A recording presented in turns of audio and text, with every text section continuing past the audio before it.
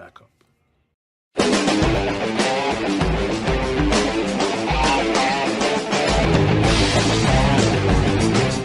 Welcome, ladies and gentlemen. I understand it's late. Literally three total scores of offense is already on the score. And let me just pour one out for the Cowboys playoff hopes, guys. Let's pour one out. I'm too goddamn thirsty because the Green Bay Packers deservingly destroyed the Dallas Cowboys, and Lions are still looking like favorites. Alain McNeil, Benito Jones, Aiden Hutchinson. I don't think he produced enough to be an All-Pro this year. Cam Sutton, been serviceable. Brian Branch, he's actually caught a lot of people off guard. Kendall Vildor, they have more of an exceptional pass rush than they do a secondary team. You don't see a lot of interceptions off this Lions team. Yeah, anybody's welcome to join, guys. Oh, and Matthew Stafford stumbles up the back foot, getting down by contact, and that will count as a sack. This is not a good start for the former 2022 Super Bowl champions. You think he tripped off his own teammate. Aiden Hutchinson pounces at the chance to down him off contact after Stafford looks like stumbled off his own balance. That's not a good look. That's not a good look, Matthew. Come on, brother. Play action. It's a draw handoff. Watch us over on the NBC. Not Peacock. I mean, you can optionally watch us on Peacock, but off my experience, there's always been streaming issues. Because whenever people were streaming the WWE pay-per-views, there'd be a technical issue that we'd have streaming delays, and there's certain streaming services that'd be a lot better than the alternative. Yeah, let me get a... I don't know what'd be better, the Game Pass? I'm guessing the Game Pass. Let me just make sure I take this out. Can you optionally take the cam? Nah. It's a little bit. Let me say.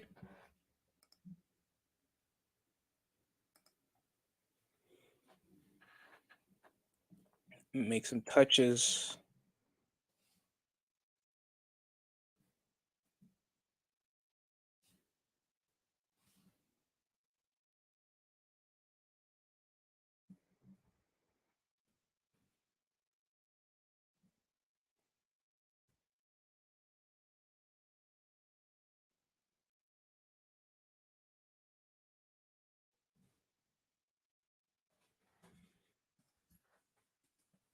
Yeah. Yeah, guys, sorry. I apologize for the late poll. Came from a bit of a workout, so I was a bit preoccupied. So I wasn't fully prepared for the thumbnail. I'll make sure that I'm fully prepared for Monday night's game with the Philadelphia Eagles playing off against the Tampa Bay Buccaneers. If anybody else isn't streaming that same night, I wouldn't mind actually making the stream.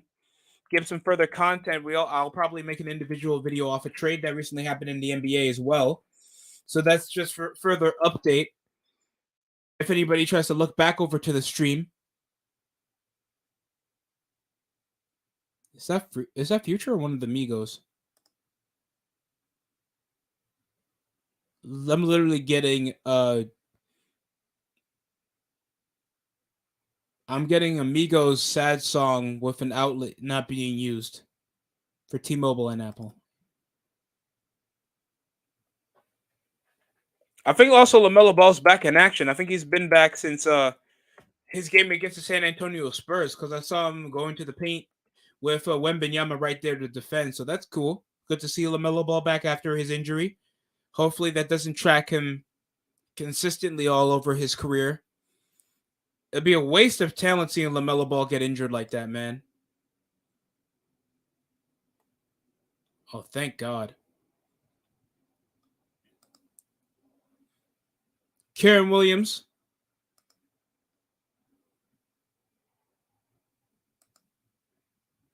But they're pushing us over to the start of the third quarter, so excuse me if even if I refresh, I think they're still going to put me on the same save point.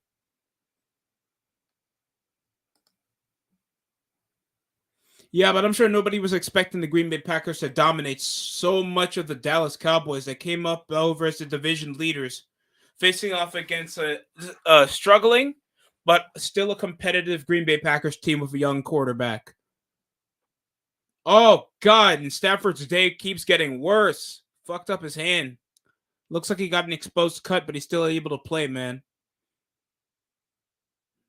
I think he had a terrible shoulder and still got into the Super Bowl. Drop back. Stafford. Quick read over the curl route to Puka Nacua. And it's going to be claimed as a completion. Got down by 2 defense. What the hell? I'm about to say, just completely froze me. I nearly thought there was a technical issue with the computer.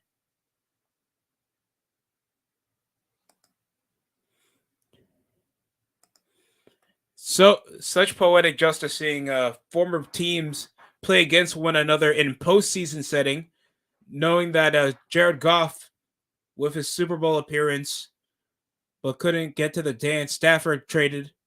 And Puka just somehow torched the defense around the secondary, spins out of defense, touchdown. Los Angeles Rams battle back and get into double digits. Puka Nacua over a streak route and beats the secondary to close the gap to a 5-point game off a Puka Nacua touchdown, man. What a play by Puka.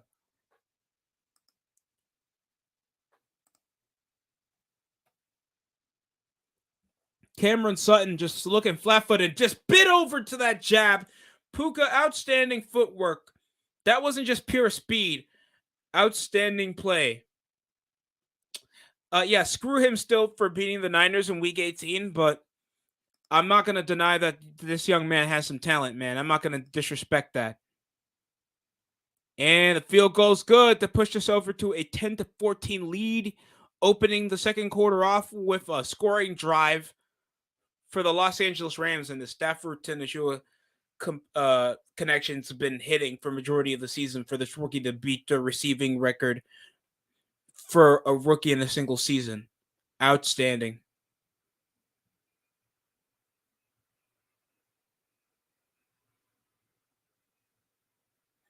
Now we're back over to commercial break.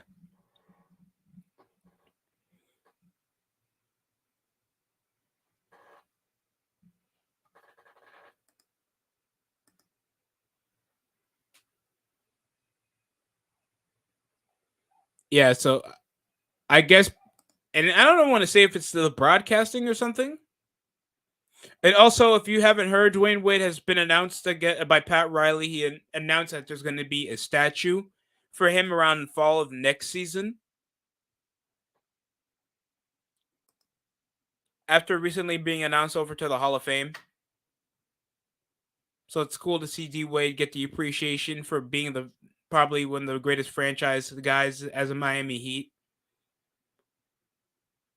As expected. Wade for 3. Bang.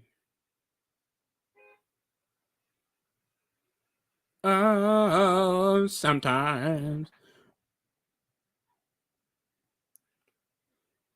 Oh God, was it really that? Oh, imagine spending $20 on a beer on the game, you only for it to end up 5 years later, 5 minutes later, a frozen beer over an Arrowhead, guys. Record freezing temperatures over an Arrowhead. That was possibly the reason why Tua Tagovailoa performed really poorly.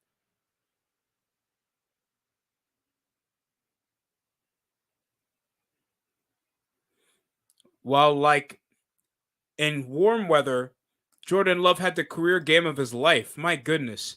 48 points of total offense allowed. My goodness, man. That's going to be a hard pill to swallow for years, man. Front office, the quarterback play, probably the game planning, just what's going to be the end game goal. Because at least when they lost to the Niners, it was off game planning over the past couple drives.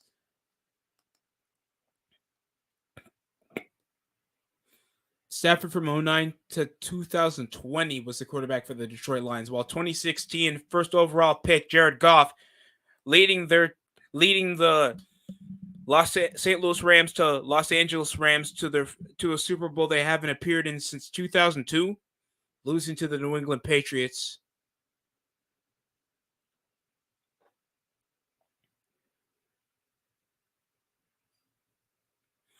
'21 traded. Third round pick. The first round pick for 2022.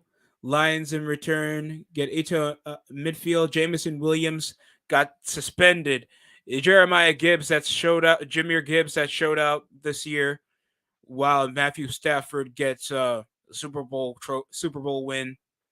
But injury history, getting a losing record the year after. The Rams have somewhat been out of the contending conversation since they won the Super Bowl.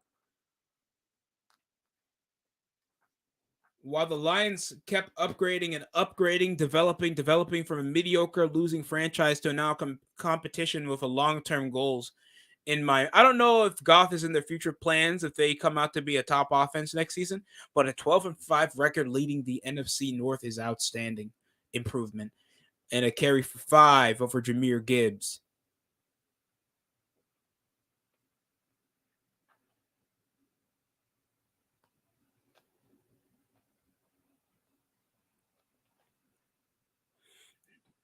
Ernest Jones comes off 145 tackles from just this season with 4.5 sacks. Oh my goodness.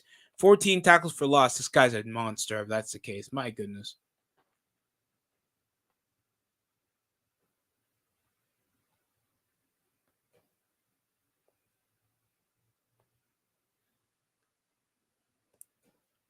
Single back formation. Jared Goff signals off. Jumps over the play action fake. Back steps over for a curl route catch. It's caught. And Jameson Williams gets the catch over a curl. First down. Over Lake and oh God. Are those foam plastic cleats or I'm just bugging? 10 for 10, man. 124 yards in just the first half.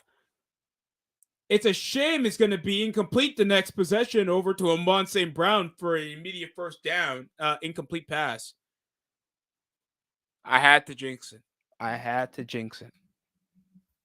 Every positive gets a negative. I'm sure married men that ever watch the stream will agree with me.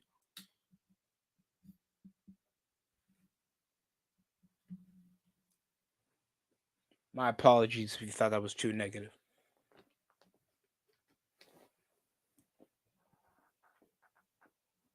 Motion's right. Laporte over Laporta off the motion. Oh, an unnecessary roughness call over for Johnson. No call.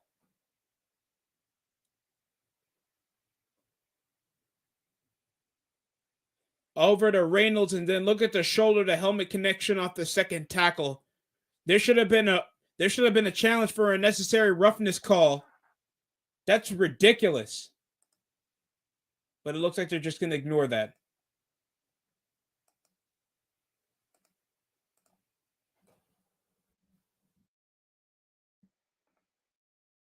And a first down again for Amon St. Brown and more for around 14 yards. The energy continues.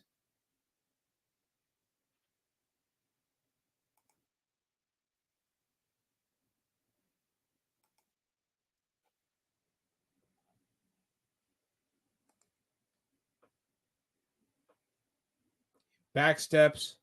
Look at that. Aggressive grab. Snubs over the defender. Literally let him rolls over the back after the grab. Drops back. Quick move off the flats. hitting Gibbs, spins out, back jukes, one defender with a broken tackle, stops at the 10, first down for Jahmyr Gibbs. In scoring possession now, could we get 3 straight touchdowns in the first half for the Detroit Lions? Making something out of nothing. Great juke over from the spin and a block forward out. Outstanding run and gun style over by Jahmyr Gibbs. This guy's outstanding. 209 total yards of offense for the Detroit Lions over the scoring drive and a jump over on the snap that's probably on the Los Angeles Rams.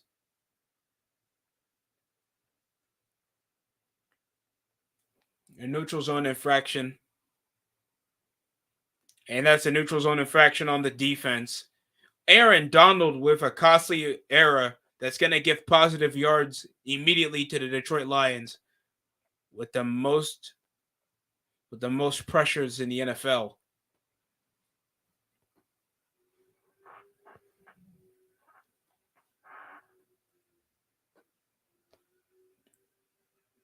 Bunches out with a fullback.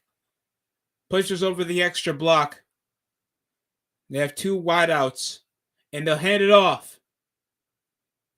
And oh god, freaking Montgomery gets bumped off the back of the line of scrimmage. David Montgomery gets a loss.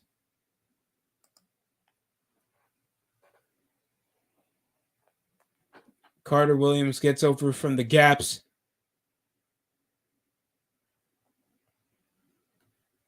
And he gets a perfect tackle over on David Montgomery. Second down in red zone possession. The scoring drive can make him sit comfortably. And David Montgomery for a positive gain this time.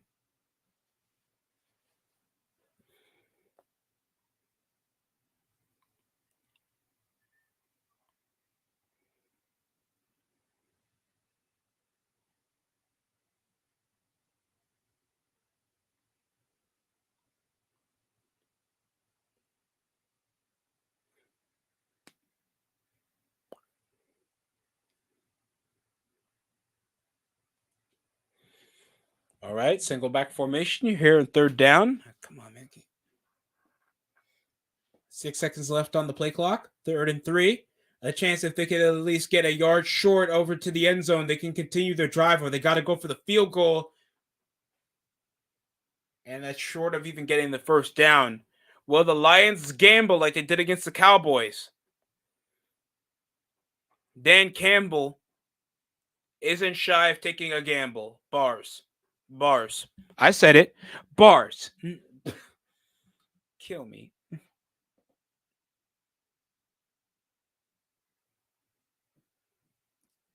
Of a probability, they are 69% of getting this 4th down conversion. And an audible changeover from below under the center to a bunches set with David Montgomery playing. And there it is for Sam Laporta. Touchdown, Detroit Lions.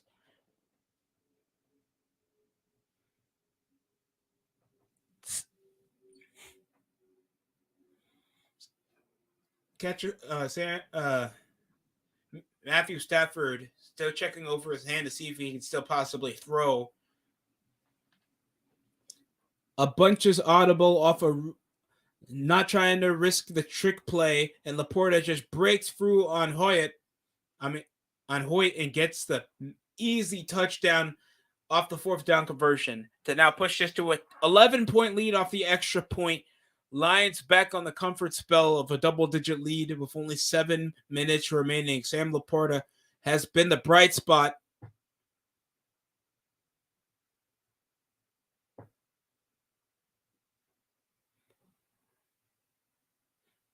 And Sam Laporta, my man, has taken up the tight end position insanely well after losing TJ Hawkinson over to the Minnesota Vikings.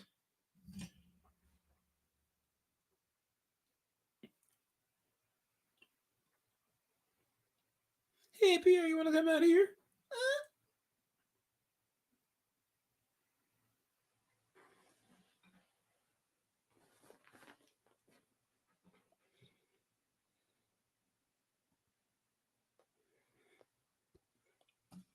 Yeah, but if you guys will know, I'll probably go into further detail on the channel later. We have an NBA trade. NBA bust Marvin Bagley from the Detroit Pistons was acquired by the Washington Wizards with Isaiah Livers with a 2025 second round and 2026 second round pick. While the Pistons pretty much upgraded over like an inconsistent dual threat power forward and Isaiah Livers for Dalio Gallinari and Mike Muscala, two serviceable and cheaper veterans that could be more lively and disciplined to score. So now you got Gallinari and Muscala that were pretty much rotting on the rotations on the Wizards, bro. Like I barely see him play. Did they even play last game?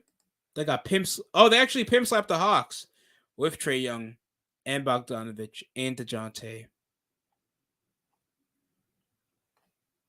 They weren't even playing the previous game.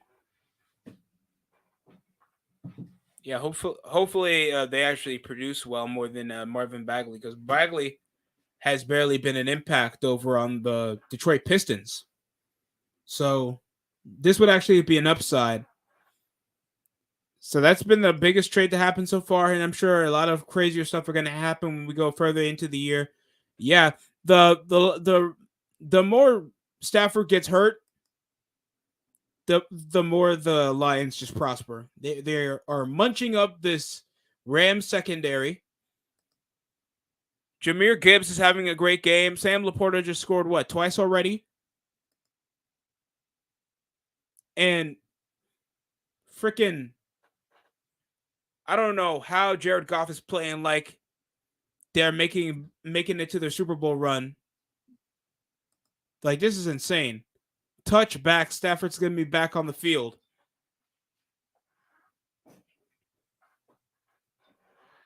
Look at right there. Look at that freaking gash, bruh.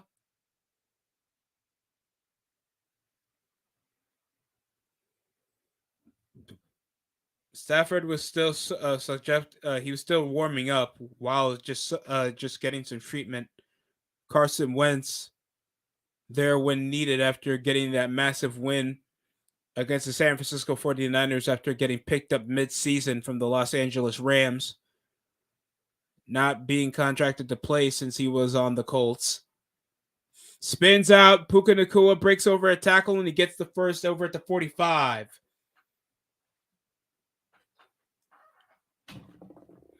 My man has been just a breakout star. He jabs, he's moving off the fade, goes straight over to the in route, making everybody look like freaking fools. I hate it, but it's also very impressive.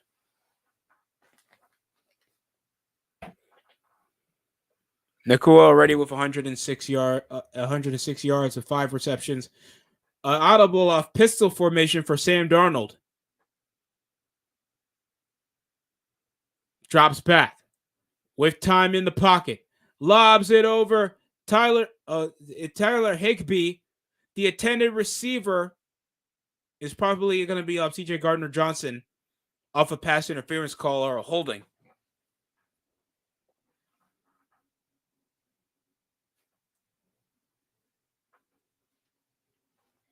And a holding penalty on the offense. Oh, no. And CJ Gardner-Johnson penalizes the Lions defense off a holding call over on Tyler Higbee.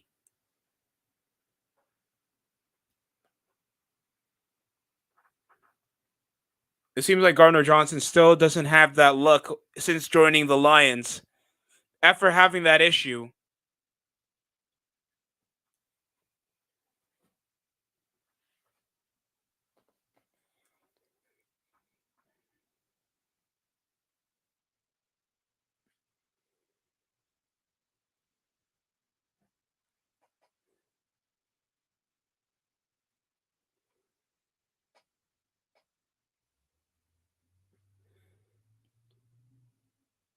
Five and a half minutes remaining. Allow McNeil with only 5 sacks this season, 6 tackles for loss.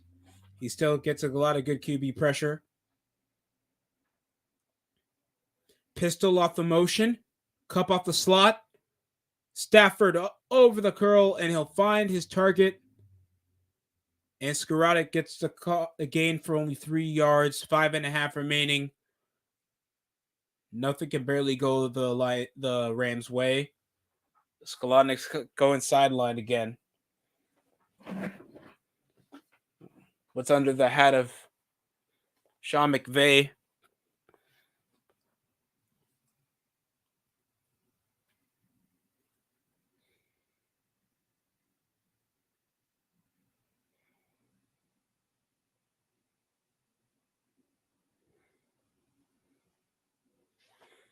Up the gun. Stafford. And he'll let it fly from deep. Incomplete. Demarcus Robinson overthrown off the deep ball off double coverage is going to be incomplete.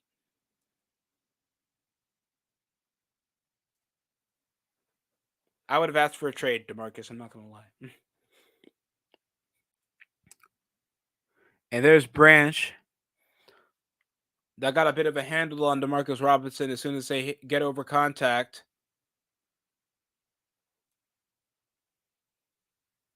Risking it for the biscuit to go for it, and this is going to be the second 4th down conversion of the game.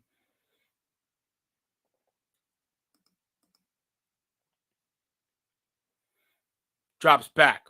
Over from the out route, and it's caught. First down off Cooper Kupp to continue the drive.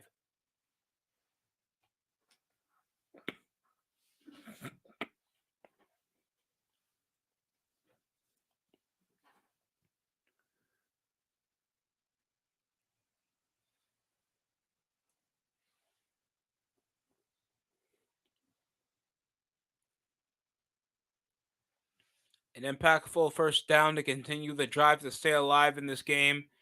Motions right. Kupp has transitioned over to a slot. Triple Crown winner over in the receiving category. Drop back. Stafford with a chance. Hesitates over the gun. And it's caught by Atwell. Down the sideline. Atwell scores. Touchdown.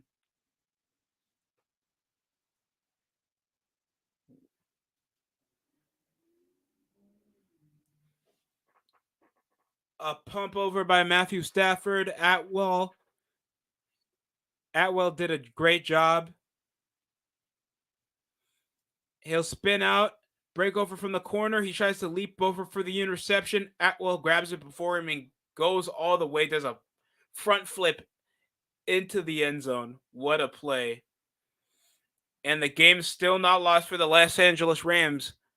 As soon as you think the Lions could just score and end it, the Rams battle back with a passing touchdown and nearly over the right post, but it's good enough to count for the extra point.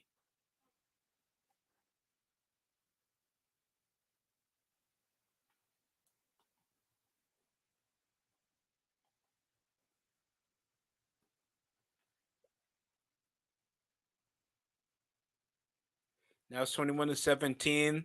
The Rams are battling back. It's been a good game so far. Who you guys think are going to probably pick up this win? Because it's possibly still going to be like the Rams biting back unless there's like a collapse on the offensive side of the ball. That could be the only way.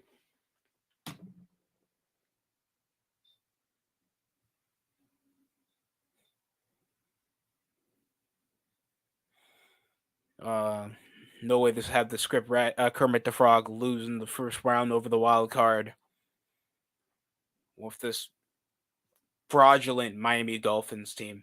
My God, Tua couldn't throw the ball deep. If you put a girl that said that she was home alone there.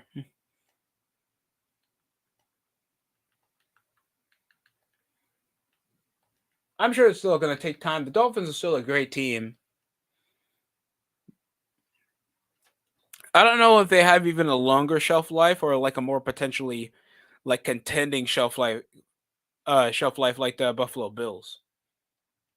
And that's dependent if the Bills can even be legit dependent on how they beat Pittsburgh, or even if they do beat Pittsburgh, how they perform in this game is very detrimental.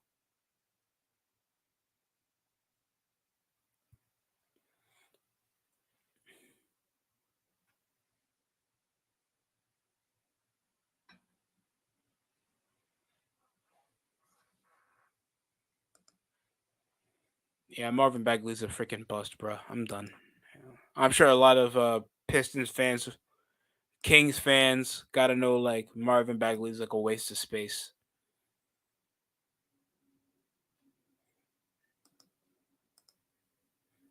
You could say be pessimistic, but this is going to be his third team, man. Steelers, this is their second time being a 7th seed in this 2020 so far. With Mason Rudolph is probably still going to retain as their starting quarterback. And the kickoff is back over to the Los Angeles Rams, to the Lions. It's going to be further over the end zone for a touchback.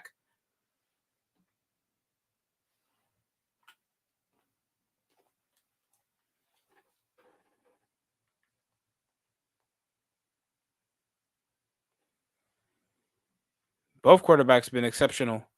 2 touchdowns, combined 3 touchdowns, no interceptions for both players, above 150 yards of great QBR so far. Stafford's even more impressive because he got 2 wild nursing an injured hand off a cut. Handoff over Jahmyr Gibbs, breaks over 1 off the stiff arm, sidelines himself for a gain of 2 going out of bounds. Retain time remaining here on the clock.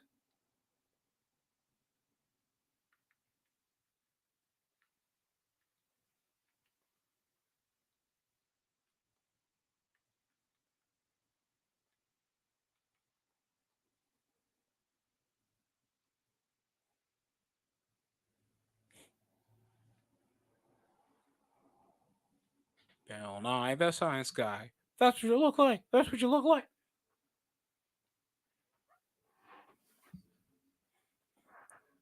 Play action fake. Rolls over to the right. And Aaron Donald. Oh! Ball's over behind the line of scrimmage and recovered by the lineman down by contact. A costly error of possession for the Detroit Lions. He was trying to shuttle pass it off to continue the drive instead of take the loss of yardage, and he gambled over it. Yeah, you were better off just getting the loss of yards and containing yourself. It was only a first down possession. And Brock right now had to lose a lot of yards off that recovery. Drops back. Stafford over from the slip screen this time. Rolls over the spin out. Still on his feet. Over at their own 31.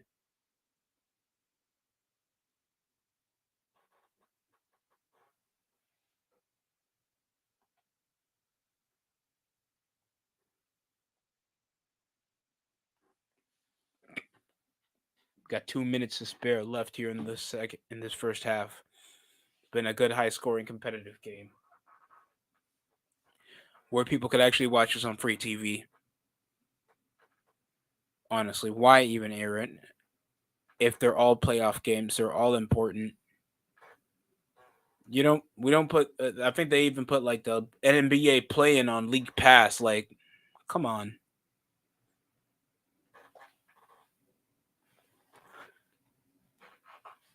Dun, dun, dun, dun, dun. We're heading over to commercial break after a team timeout.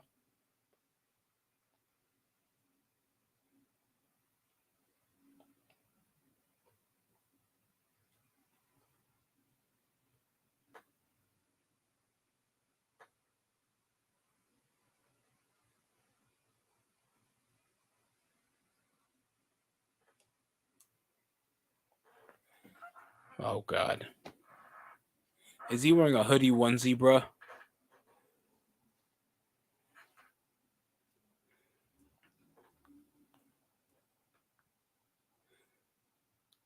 Yeah, run the playlist.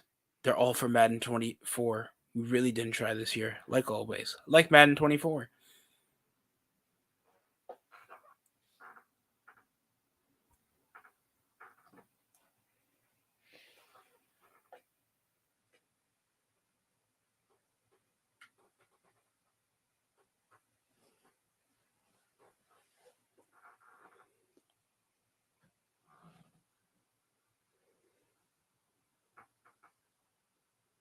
God, it's so weird to see like TikTok people just get commercialization success because of viral success. Jesus Christ. And sometimes that has a short shelf life. Like you see like freaking King Batch. Like you'll see how commercially successful he is because he's in a freaking disc first BET exclusive movie that not even black families watch. Jesus Christ. Oh, it looks like we got a guest. Oh my goodness. Please welcome, ladies and gentlemen, the Niners fan himself. What's poppin'? What's up? Not much. I'm trying to enjoy the game. Yeah, but I was watching that Cowboys game. Oh, Andre, let me respectfully pour one out for the Dallas Cowboys. Jeez, they got 2 garbage touchdowns. Mm, that tasted so good. Cowboys fans Oh were my god. leaving. Yeah, they're all quiet now. They're all Uh, I mean, and here's the thing: when they were losing to us, at least we were a respectable team. You lose to the Packers. They're a 6 seed coming over in the division after battling for a wild card spot in Week 18. There's no excuses for this. And 47 points of total offense. Oh, and it's caught. Ahmad St. Brown over a 15-yard reception goes out of bounds for a first down to continue the drive for the Lions. Yeah, it's way too easy out here. Secondary is obviously an issue for both teams. oh yeah, both teams have no defense. I'm going to tell you right now, Garbage. they're not going far. Oh my god. And Aaron Donald's just looking like a non-factor. Hmm. That's what's confusing me, man.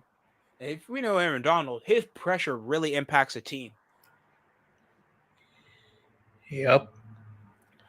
Carry over Jameer Gibbs, and he only gained one with only a gain of one. He went out of bounds. Second down. Got under 2 minutes to spare. I thought Marvin Bagley was going to become a Warrior. I'm not going to lie to you. I really thought he goes to the Wizards. He wants to get better. He's going to play somewhere worse. It's the cycle of life. Jesus Christ. Poor Yep. guy. Yeah, the I'm Warriors. shocked he was worth a second round pick. Yeah, the Warriors are like they're bad, and I don't know if the owners want to address it. It's like You we're know? bad, but So God, this week, just as bad. Draymond Green, you know, was on a podcast. I didn't know he was Oh boy. on a Oh podcast, no. What and he happened? was saying if he did not get suspended, he would have retired. And he said suspension was a eye opener.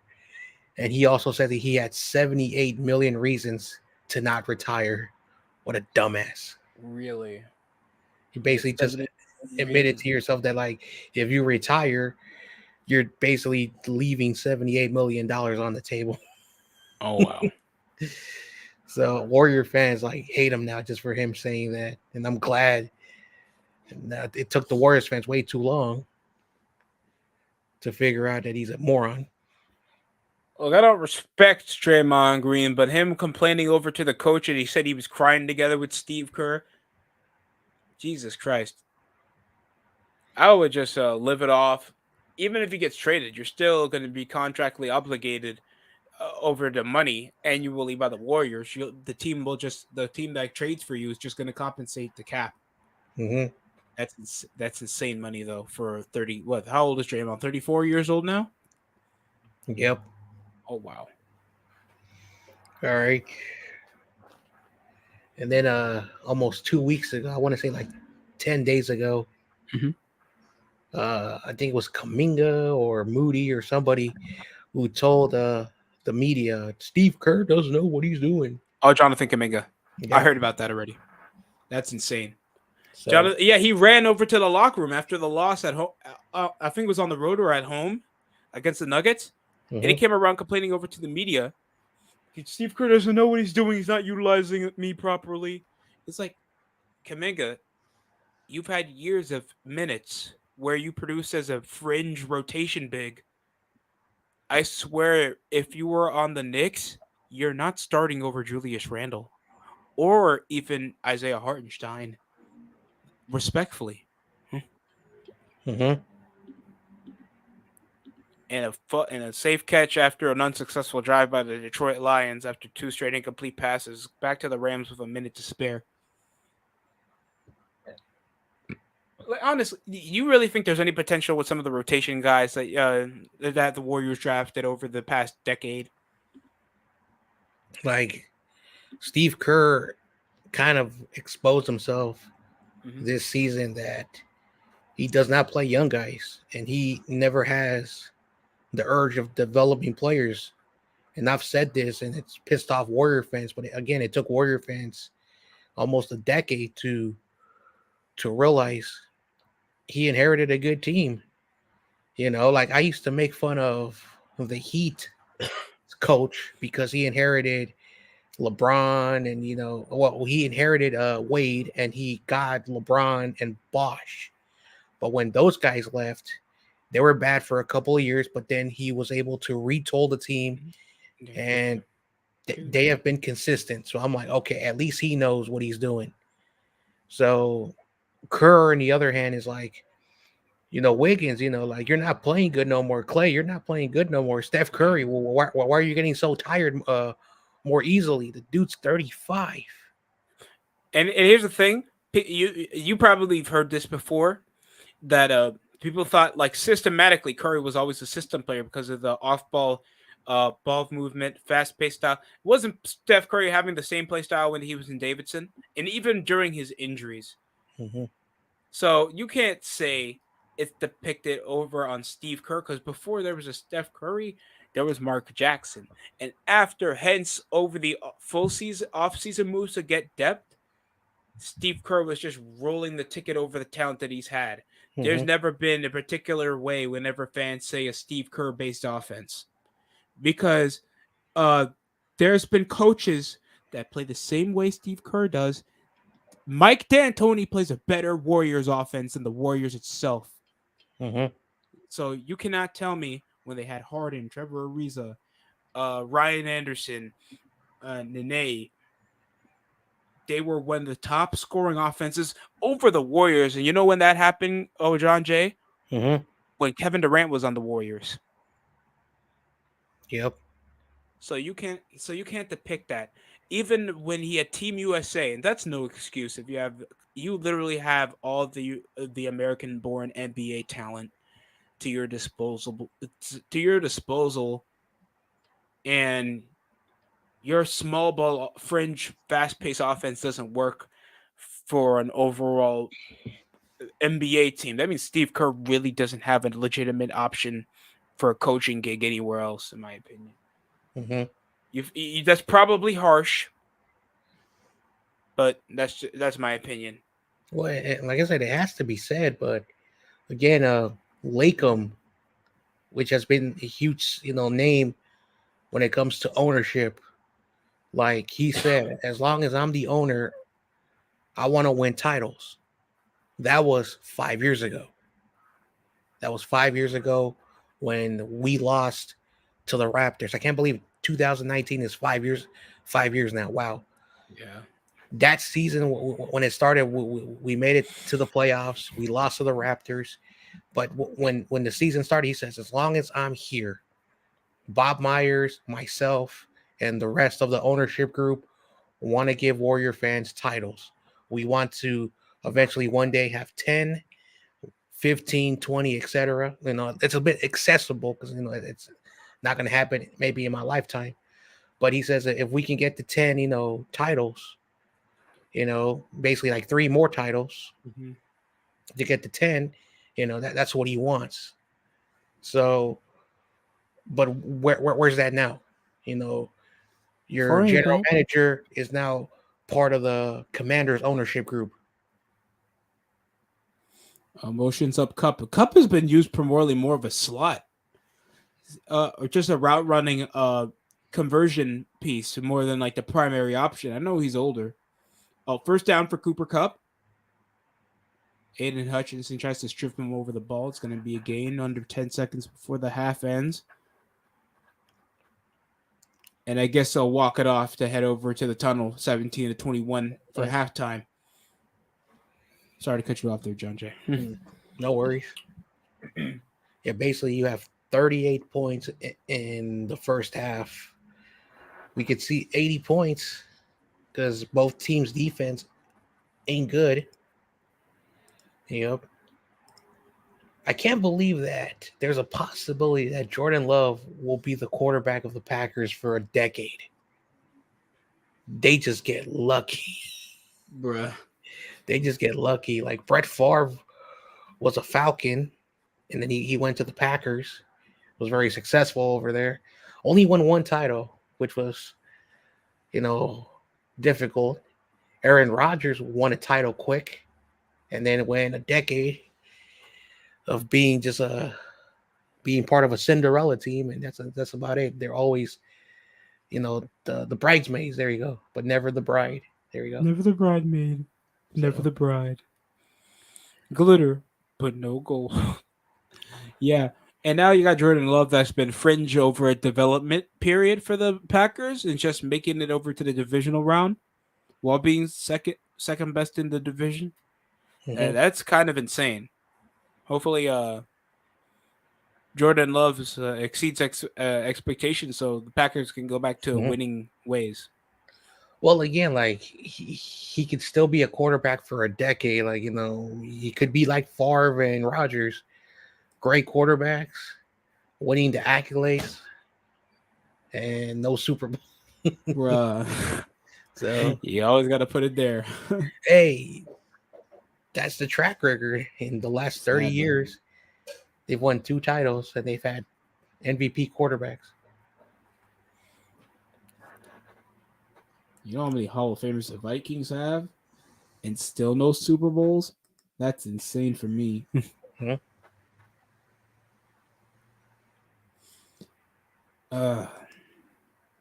I think that's been the major sporting news, that even though both teams are garbage, at least they can be garbage together, trading for garbage players. Yep. All due respect. So who you got? Because I don't think I witnessed you guys pick them. So you guys have for your for Monday's games. Let's see. I'm trying to remember. Let me try to remember. I got the Houston and Kansas City correct. Okay. Houston, Kansas City correct. I think I went with the Packers. And this game, I think I went with the Lions. Steelers, I went with Buffalo because they're at home. To be honest with you, I think the Steelers have been playing better than the Bills in the last couple of games. I'm not going to lie to you. Yep, and then I think I took the upset, even though it's not an upset, but the team with the better record will lose to the Buccaneers. If that does happen, that just shakes the system for the Eagles. After that'll be kind of like the Bears treatment. Not really to the Bears treatment. What do you think is like a Super Bowl appearance collapse worse? The Bear, I would say more of the Rams Super Bowl collapse is pretty worse than the Falcons, because the Falcons were still fringe wildcard teams.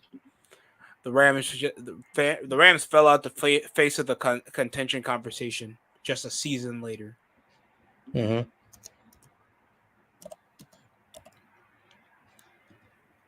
Yep. Yeah, it's just me or Derek Jeter looks like that guy from Master Chef.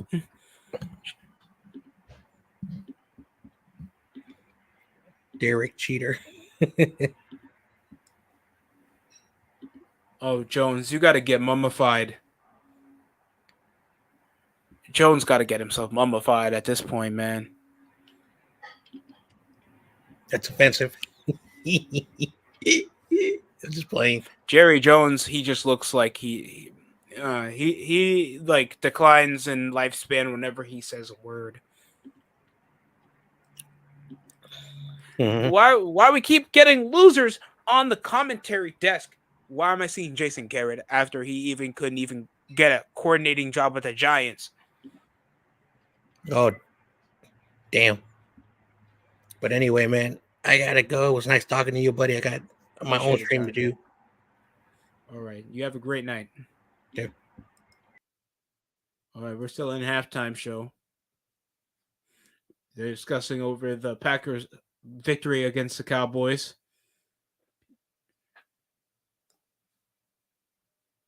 Bill Belichick, you guys will get Brian Flores, and if they have a wild card upset, he'll blame it on racial bias.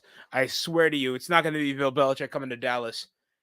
People thought that about Monty Williams. You can't turn a hoe into a housewife.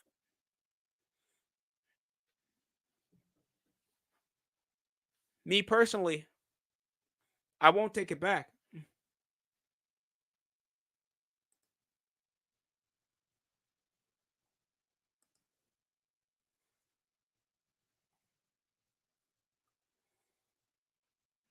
Yeah, Aaron Donald, low key, his contribution, like what, a false start, neutral zone infraction. He's been getting, his age is really showing when he's pressing over to the combo block. I guess now he needs to do more chokeholds on the lineman to make sure he gets a pressure on the quarterback for once. I apologize for the dark humor, but that's just how it is, guys. My goodness. Even Khalil Mack had a better season than Aaron Donald at this point.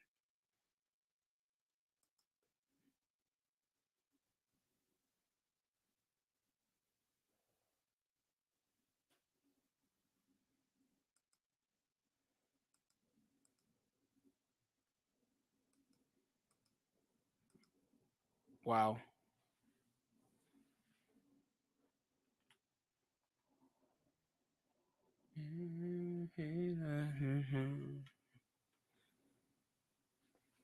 Heading over to the second half, I'm pretty much pressing the Lions, but it's going to be probably an upset for the Rams.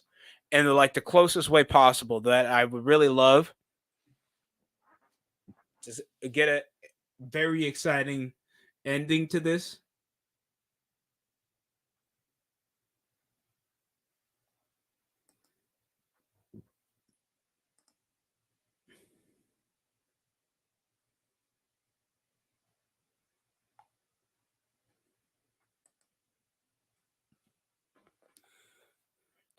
My man pulled up shirtless. All right, bro. I guess they just built different, man. Oh my God, Taylor Swift is getting moist. The Chiefs are gonna win this. Damn it.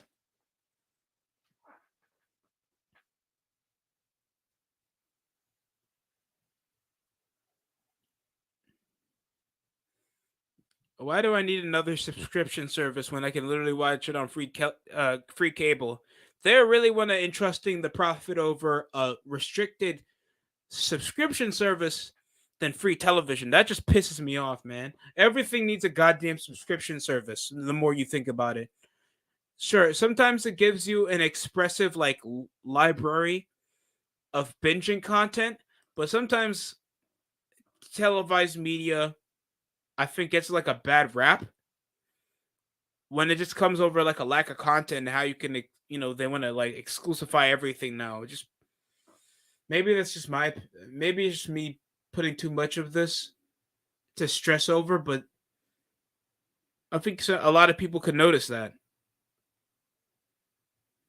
and I think it's just not just me. Yeah,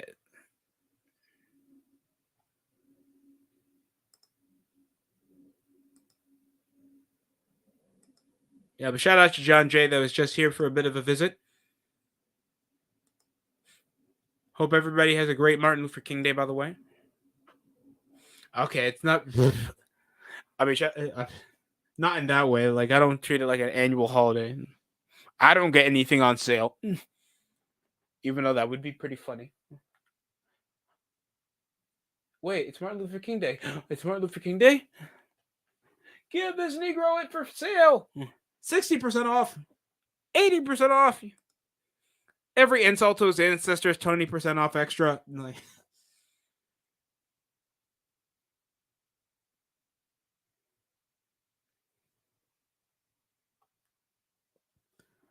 Jordan Love, 12 of 21, 272 yards with 3 touchdown passes off of 157.2 QB passing rating, while CJ Stroud as well as a rookie, 3 touchdowns off 274 yards off a 157.2 QBR. Dak Prescott, another first round exit. A lot of young quarterbacks in this playoffs, by the way.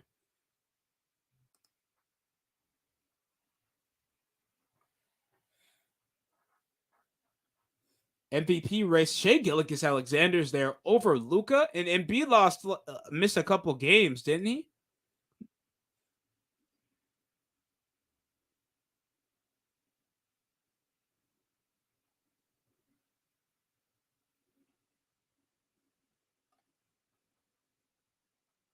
That's interesting.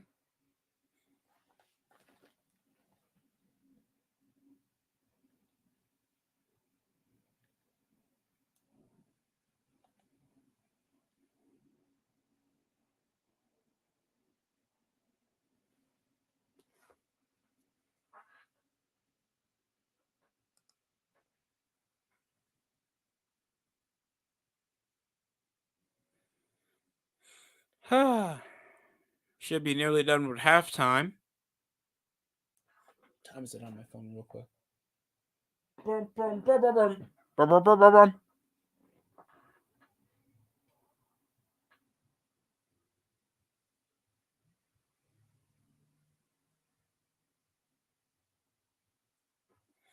Detroit's already starting off hot here in this wild card. Wait, 2 straight touchdowns over for 1 touchdown over for Goff. Their rushing's been dominant, but both teams' defenses have been an eyesore. It's been a surprise that the pass rush has been so methodical. Like literally, it was so bad. It was the sack that Aiden Hutchinson got was downed off contact because freaking Stafford busted his ass. Not because it was a good pressure.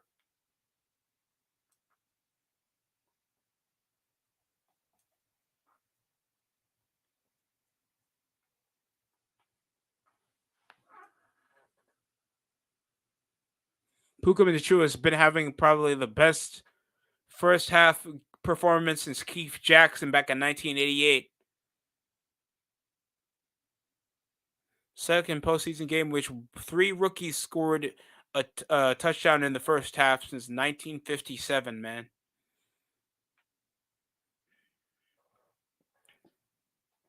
We've seen established 10-year quarterbacks always with great postseason performances, but we've had a bunch of young quarterbacks show up.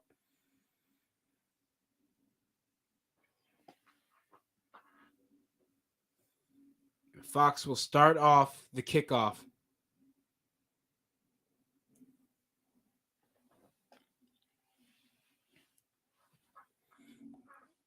Possibly brick as hell outside of this damn dome over in Ford Field. And it's going to be a touchback.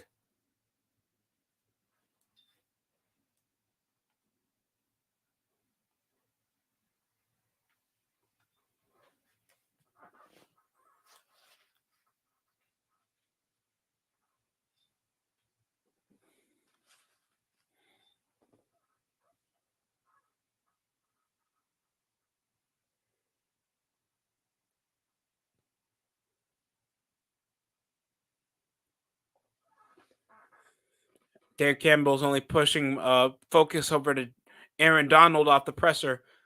Oh, and a bullet pass over to Demarcus Robinson off an in route for a first down to continue the drive over a 14-yard gain.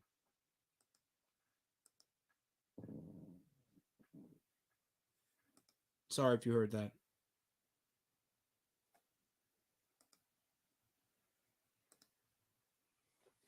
Bruh. A wasteful ass. Dan Campbell be wasting brownies? You're communist. Even if they're overcooked, I'm still eating them. Unless they're completely burnt, they're undercooked. Just put them bitches back in the oven. And it's caught by Montgomery. And he's not even on the field. Caught that from the sideline.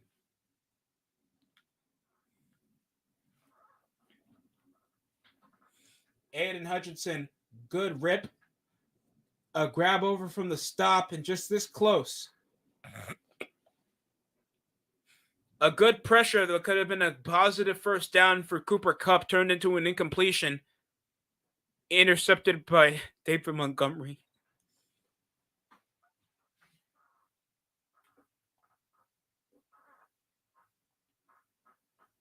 Drops back.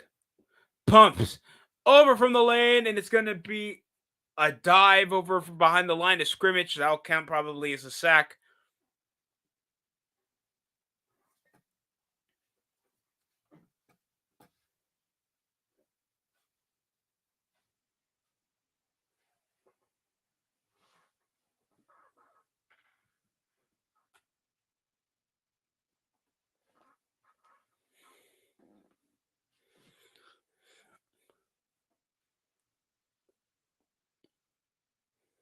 Motions right. Tyler Higbee. Etches out a wide out zone. Motions back his receiver open in the backfield, and there seems to be a miscommunication. No delay of game after the timeout by the Los Angeles Rams.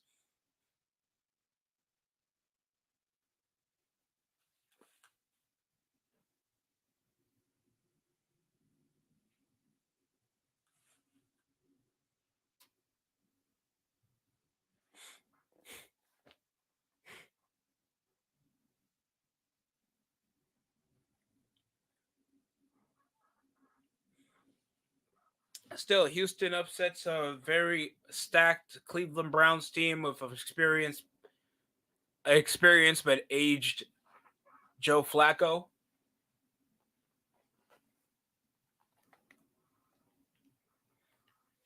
After a timeout, after not costing a delay of game, motions Higbee over to the right side again. Two stack, Puka at the wide out, at the wide gap, and it's going to be a 3rd and 11. Fucking lagging again. Drops back. Stafford will lob from deep over from the streak in between two defenders over to Marcus Robinson, pleading for a call. It's incomplete over a lot of traffic. Two DBs right there to intercept. And he falls back. And look at this. A collision over to Marcus Robinson. And Jacoby Joseph was trying to get the pick and a bit of a collision off the double coverage. I don't think they'll count that as a pass interference call.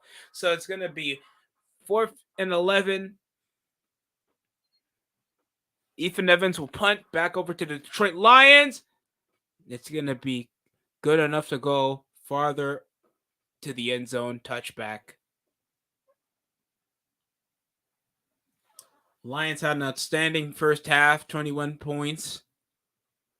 Can that contribute here in Ford Field?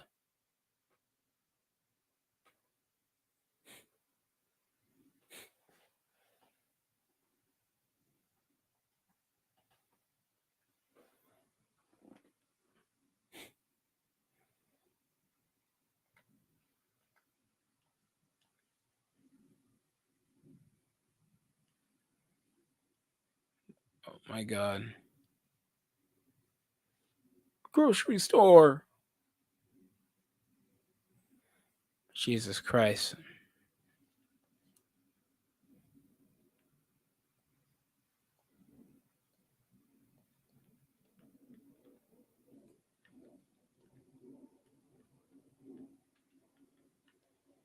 This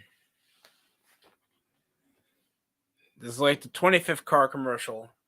And I understand this is the postseason. Don't worry. I'll probably have a watch party or just watch it with my family for the Super Bowl. I'll treat that shit like a personal cheat day. Hell no. There's no way I'm going on a diet while I want to watch the Super Bowl. I'm going to eat whatever I want for the day and then just restrict my ass for probably 2 weeks.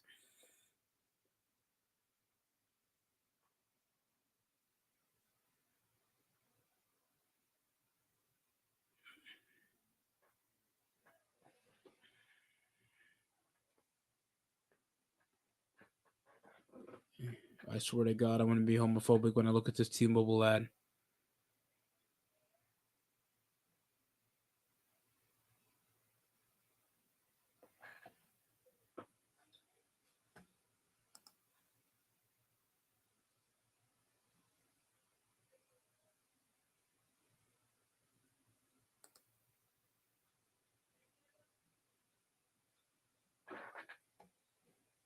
Oh, God.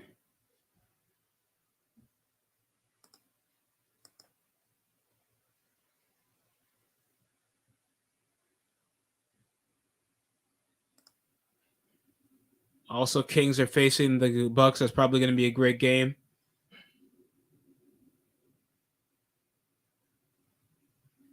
All right, here we go. Hand off. David Montgomery sauces his way in between the gaps. Will gain only 4 yards.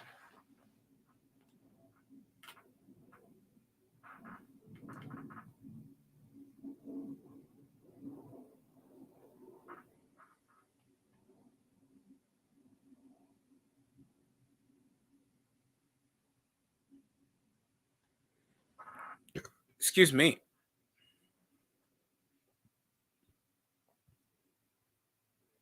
Backs up. Play action fake. And Montgomery, to Reynolds, and that's gonna. Alex Reynolds comes. Not Alex Reynolds. Jesus Christ.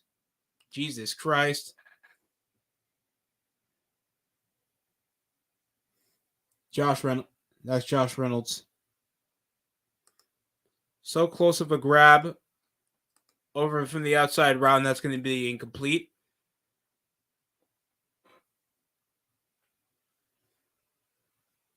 Over the gun. 3rd and 6. Quick RPO off the lob. It's caught. Amon St. Brown breaks over one off a back juke. Gets spinned out at the 35. It's going to be 45-yard line. Over a 30-yard reception. Yo, St. Brown continues to impress, man. You're pressing man to man. The guy can sauce you, get in between the defense. Then he back jukes to get an extra 10. What a play by Amon St. Brown. Yes, he's better than his brother. No, it's not because he plays for a better team. Toss play. Back to Jahmyr Gibbs. Jukes out for positive yardage after behind the line of scrimmage over Lake.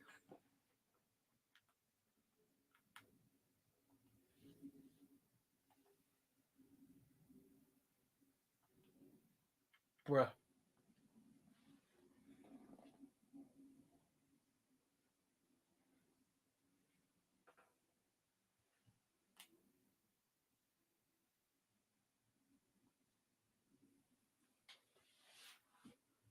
Motions over the two counts. Over the snap off 3. Quick off Amon St. Brown. Zag routes in until he got down. First down for the Lions. Jesus Christ. This is a sorry defense.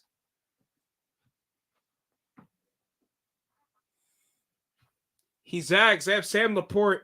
So it's obvious that in the gap, and then, oh my goodness, the defense for the Rams is just atrocious. Hoyt just got flat-footed, and he obviously was going to get cooked. Turned into an automatic first down just off the jump.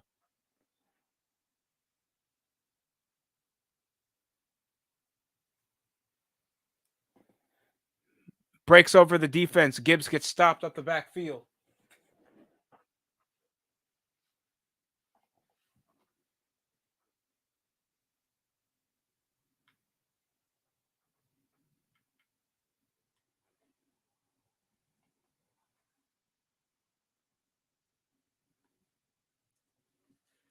This is the destiny, the truth I seek. Oh God, I think Hoyt's helmet came off. Drops back. Blocks coming. Goff just go outside the pocket, gamble, and try to find somebody or throw it out. Curtis Jones just got to grab you when you're just trying to sandwich your way in the pocket, feeling like a lineman can never get his arm out. I hate whenever quarterbacks do that. And ever this is ever present, always on pocket passers, just thinking they can squeeze over from the gaps when it's obvious that Jared Goff is not a strong looking guy. No offense. Drops back over the gap. Goff, and he'll find Sam Laporta for a gain of 4 over a 3rd and long. It's still not going to be good. It's going to be a 4th down conversion. And this will be a scoring drive where they possibly won't even get a touchdown.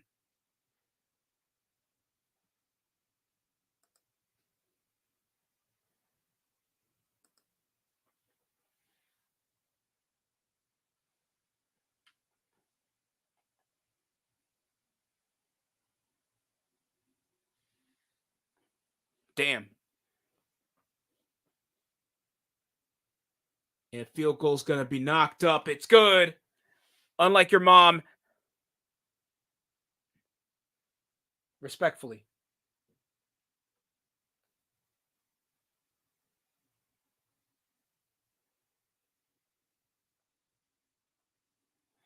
Sean McVay finally happy that they're actually performing.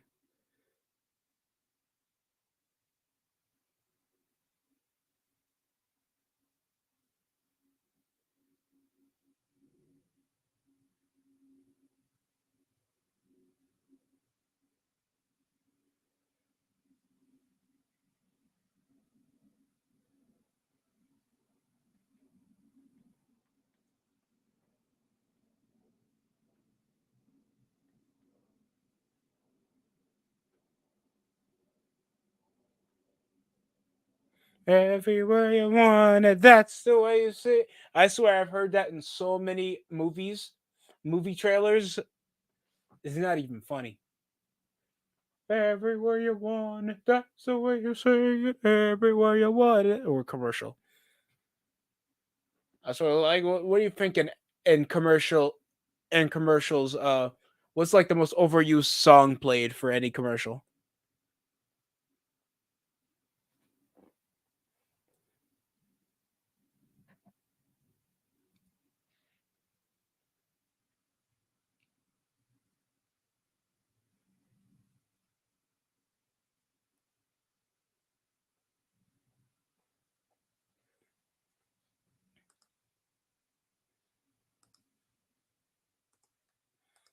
We look currently.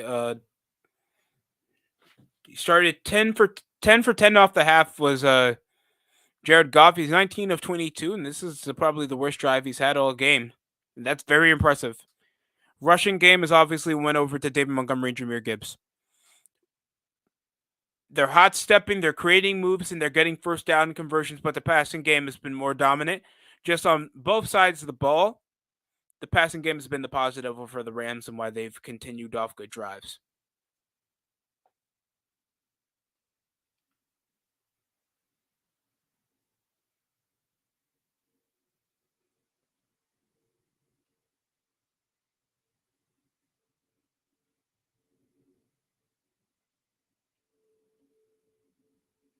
Oh, they're doing a safari. No deal or no deal.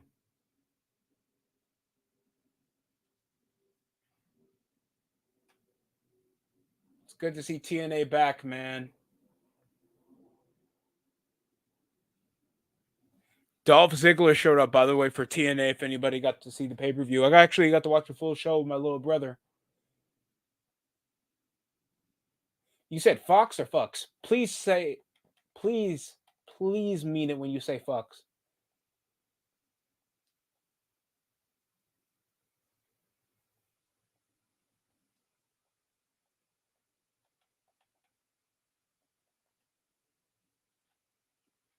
No, seriously, I have never seen more overcooked cornerbacks in my life. Jameer Sutton is just getting destroyed by Puka Nacua, man.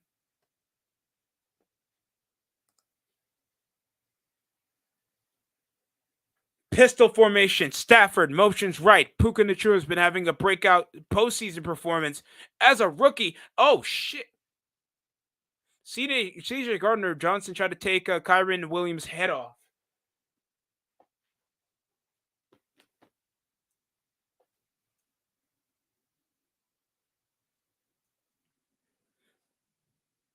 Yeah, the Rams' running game has obviously been the detriment of why the game has still not been to their favor. Yeah, CJ Gardner Johnson nearly tried to give him CTE. Respectfully. 8 carries, only 27 yards of total offense by the rushing. Motions right. Nachua, play action, and they'll wheel it out over to the halfback. Stafford finds his man, Cam Akers, and that's going to be a first down for the Rams. Cam Akers been a perennial second string, in my opinion. My goodness. They need to draft a running back.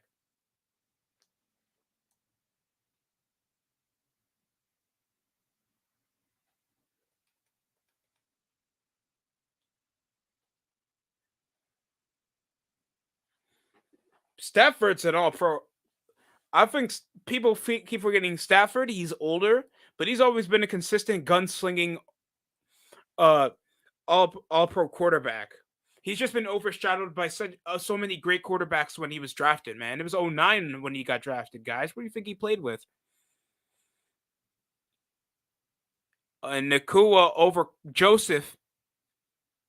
Kirby Joseph with the tackle over on Puka Nacua over a gain of 9.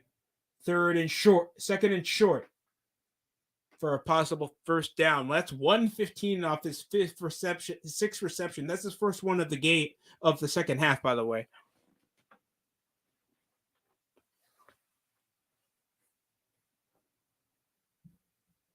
Pistol again. This has been the bread and butter formation that they're sticking. They off a bunch of set. They'll audible the motion right over to their primary target, or it's going to be a handoff up the gut. Cam Akers, and he'll muscle his way off a truck, and he'll gain. Oh, that's Rivers. Pokemon. Oh my lord, man. Puka played high school basketball in Utah. Played in Washington from 2019 to 20. BYU became a fifth round pick, and now the leading rookie receiver, being fourth in the league in receiving yards under Tyreek Hill, CeeDee Lamb, and Amon St. Brown. This kid has been knocking on doors. Motions twice over from the left. Primary read over to Cooper Kupp. They need to press off the motions. An unnecessary tackle.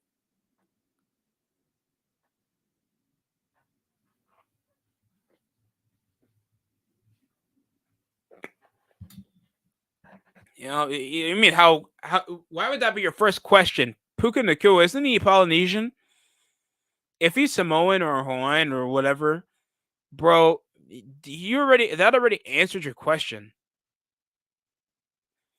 He's a Polynesian football player. Of course they're built like that. Edge off a spy. He'll blitz. And Higbee over 3 shedded blockers. Oh, 2 broken tackles, and he gained an extra 10. First down for the Rams, and they'll continue their drive.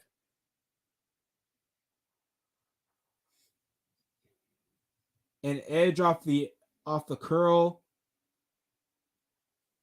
Just a quick slim route. Good footwork. And Higbee turned what could have been a short gain into a big gain immediately for a tight end.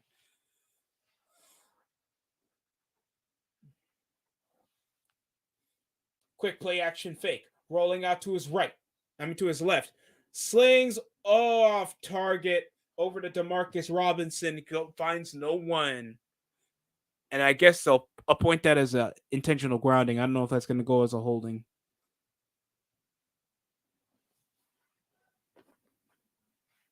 That just sounds like they're going to push intentional.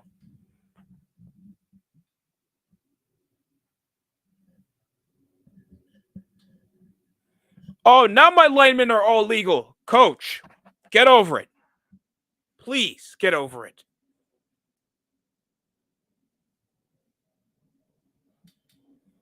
Just for your sake, before you... Oh my gosh. I thought I was going to hear more screaming from the Raptors coach. I'm shocked Dan Campbell was that calm as anybody else did when he had like three other opportunities to ice that so you guys can get 13 wins into the season. And a quick oh god, Puka Nakua got fucked. I'm sorry for the language, but if you guys didn't see that hard hit over to the shoulder and Puka's back on his feet like nothing happened. Vildor, and he just was just right on target over to the sides. And Reeves picks up where he left off, knowing Nakua was getting back on his feet and grounded him over from the back of the head. They're back over in the gun. They're in the two bunches set. They're not pressing man over near the red zone. A chance, and it's going to be grabbed over from Cooper Kupp, but short over a gain of 4. I would just go for the field goal to get yourself over a 4-point lead. Just get yourself out of that deficit so you don't have to trade over a touchdown.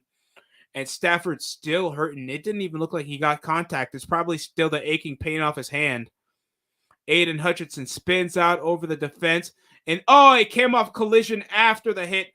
My God, Stafford is getting mauled every time, man. Oh, shit, yo, he got stomped on. Matthew Stafford got stomped on. My leg, Wentz, bring us to the Super Bowl. No. What? 27. Field goal's gonna be good.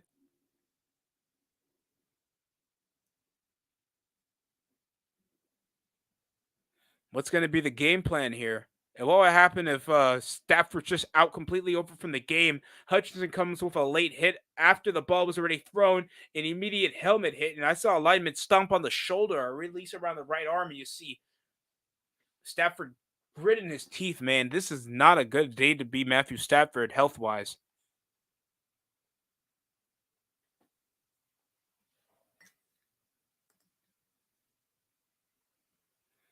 It's cold as hell.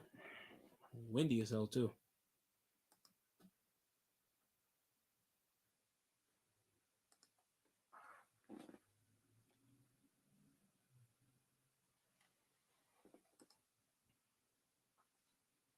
Ford F-150.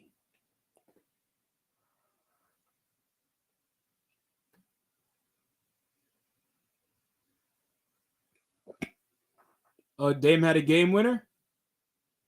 Bang!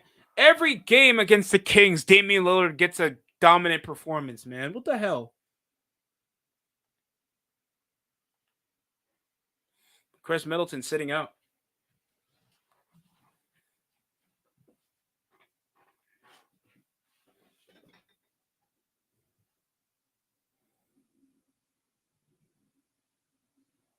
DJ Khaled.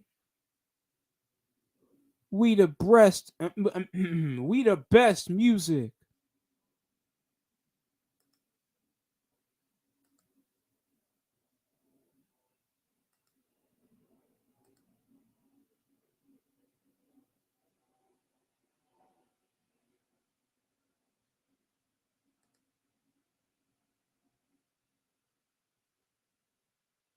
Wait, what?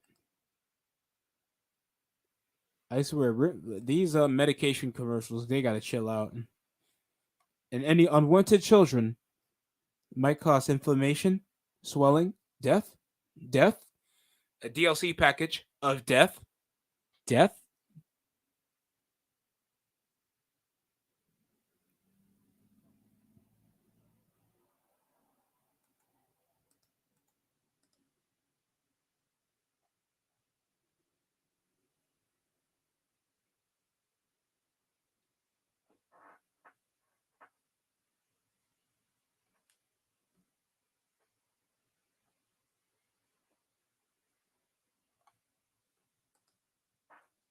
Down, down, down, down, down, down.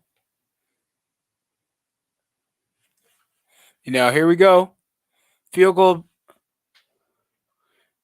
Field goal from the Los Angeles Rams is back over to the Detroit Lions. They did not have a great scoring drive. A first possession of the second half, while Stafford's getting tended off, still treating possibly his throwing arm. Oh my God. We had 3 Draymond Greens on the Lions defensive line. Jesus Christ. Late hit. Stomp on the arm.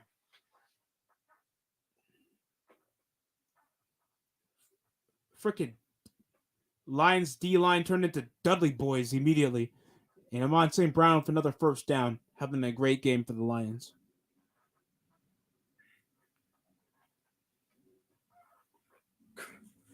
It's my time to shine, my time to take you to the ground, my going way. That's symbolism for whatever Stafford's going to be doing. Might play in a full cast if he makes it to the second round. Handoff.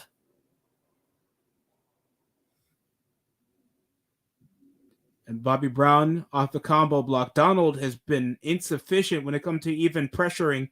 Combo block has been the primary. He's moving off his double team line, and they're pressing off the combo, double teaming well, pressing off the hand, lining up the backfield. Donald has just been getting just locked up, strapped up by this defense. This offensive line. Good work by the Lions. Signal off the motion. Amon St. Brown. 5 seconds left on the play clock, and here comes a handoff. And Jahmyr Gibbs with barely a gain of 3 off the carry.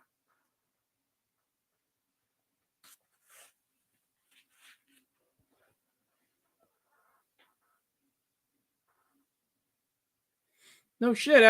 After that extra hit to even make sure he doesn't even try to shed a gain over the back of the head, Puka got to get checked out for that.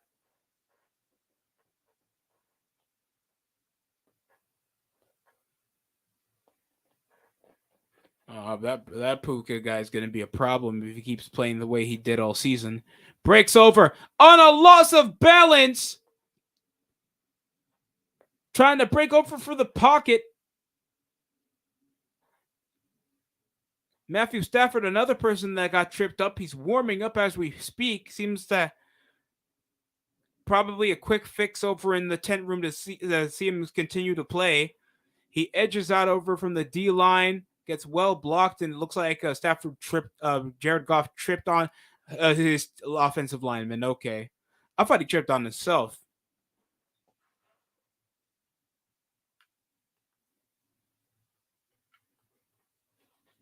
And that's going to end the third. We're up to the fourth and final quarter here in the game.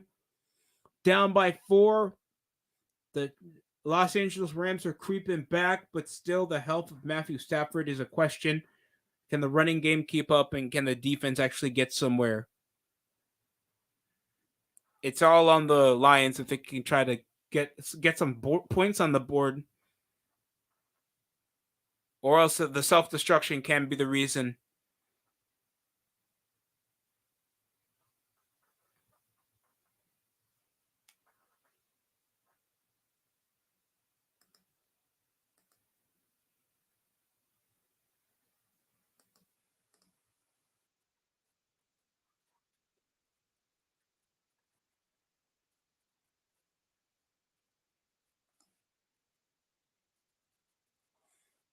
Best performing defender on the Rams, technically speaking.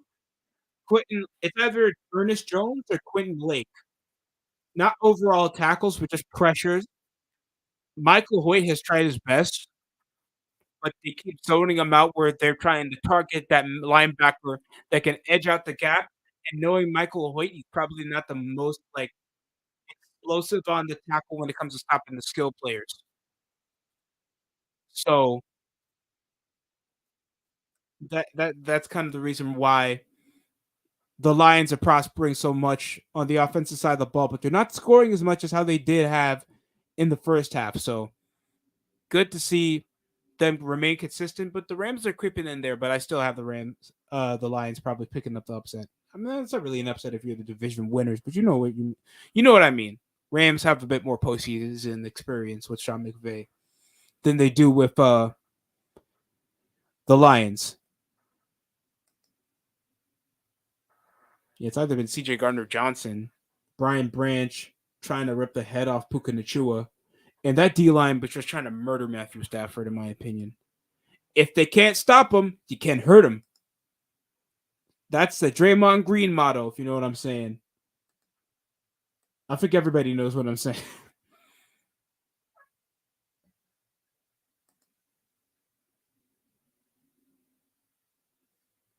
Finally, Wildcard weekend's about to end soon.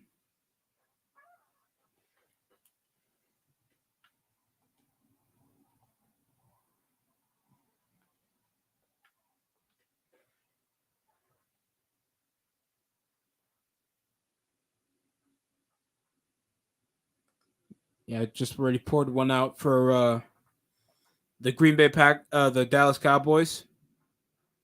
It tasted delicious, by the way. Screw the Cowboys.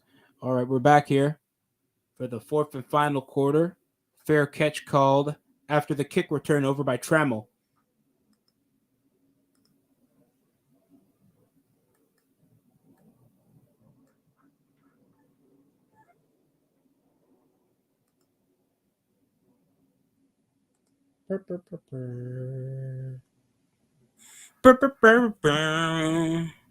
We're in picture. Seriously, next time, don't do Paramount Plus. Like, what's wrong with the profit shares trying to stream, especially how accessible streaming is over on Amazon? I swear, more people have Amazon. Yeah, they can watch Amazon more than they can watch Paramount Plus. It's literally the Walmart of subscription service.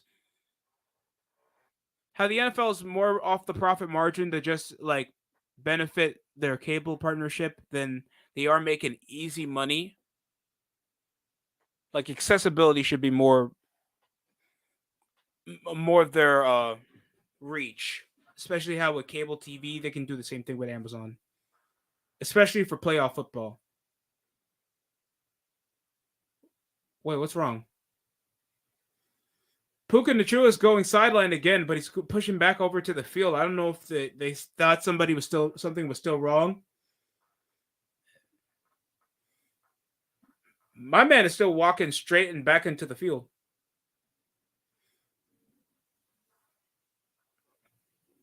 In a medical timeout, I guess they win the check if Puka is still completely fine. Pistol formation again. They're edging out, no neutral zone infraction. Motions Nacua out over to the bunch. And it's a handoff. And Kyron Williams will gain 15 yards off these carries of the gut.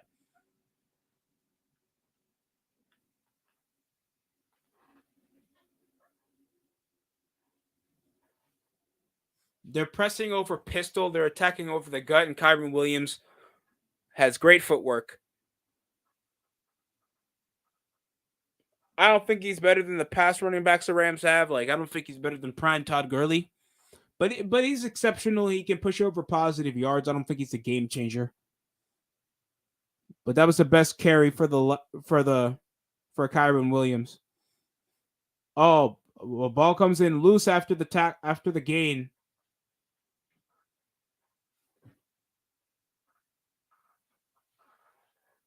Natural turf, they said. Trip on themselves. Quarterbacks trip on themselves in the pocket. They do. Drops back. A chance. Rolls out over the deep ball. It's incomplete. Targeted receiver was Demarcus Robinson. Over the corner route and no pass interference possibly called. What is that green tag on Gardner-Johnson, by the way? Oh, that was off Branch. It was over a man-to-man. No call. That's his mouthpiece? He put on the back of that helmet is weird, bro.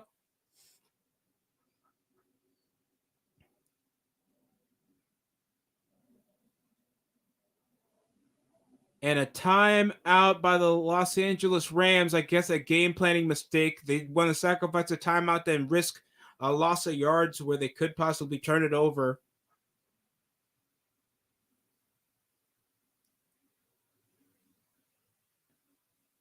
And a charge over the 30-second timeout to risk a delay of game.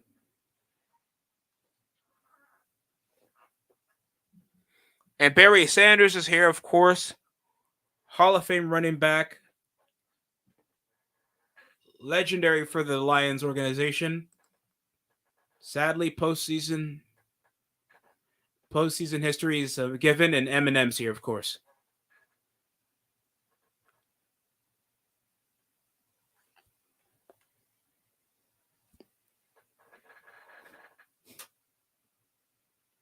Motion's right. Nachua bunches out over the Y. And a quick gap run over from Nachua. Hard collision over for the broken tackle. And they'll spin out for first. Over a gain of 11 at the 35. And the Rams continue their drive, bro. These are nasty-ass hits.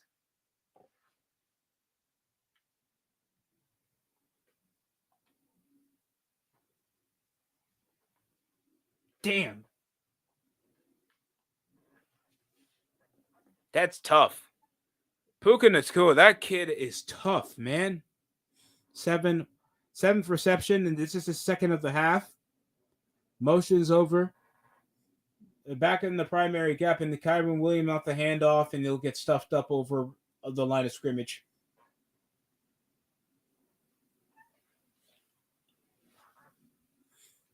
I think I like the grooves. Suckers.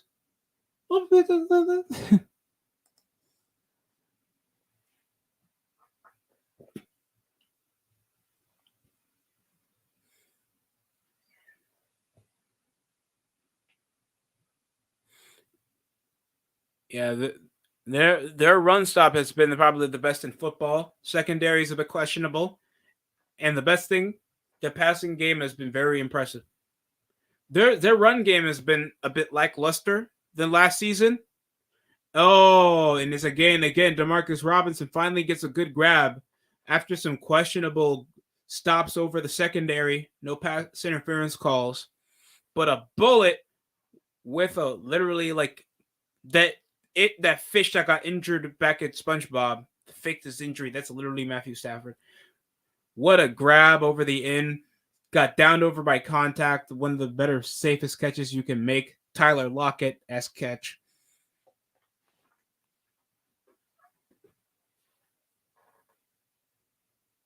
And they're motioning over the pistol. This is probably their signature way to play.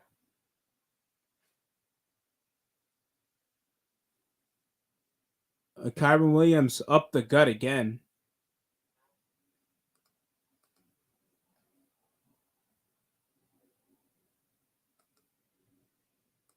I will drink to the tears, and I will do my best to react to almost every raging Cowboys fan reacting to the game after getting pimp slapped, allowed 48 points of total offense by the Green Bay freaking Packers.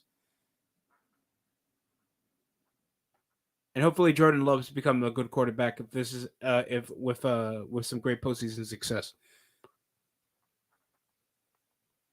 Because it'd be tough knowing the track record with long-term quarterbacks that became Hall of Famers. Stiff arm over Kyron Williams over Gardner Johnson. Out of bounds is going to be a positive gain. Inch by inch, yard by yard, and it's getting first down after first down. The Rams are etching farther and farther now over the Lions side of the field so they can score.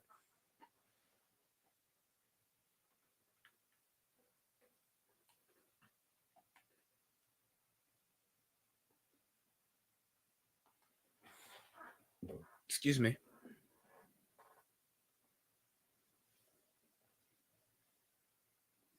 Motions Nachua. Back over the wide out, obvious play action. Rolls over to the wide. What's caught by Puka? Over by midair, and one defender takes him down. That's the 8th reception, bro. He's near double-digit receptions, dog. This guy is insane. Are you kidding me? Nakua breaks over. He edges out, and number 29's laid over on the grab. Oh, that's Valder again.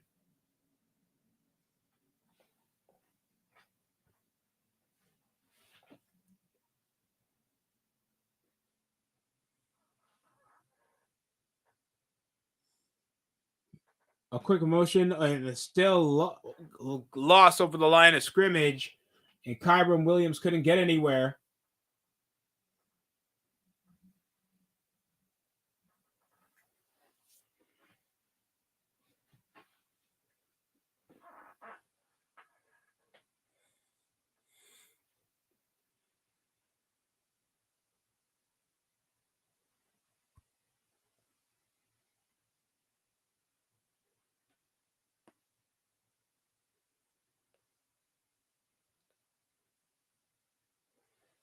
All right. Second and 11 after a loss over Kyron Williams over the backfield. Motions over Nachua.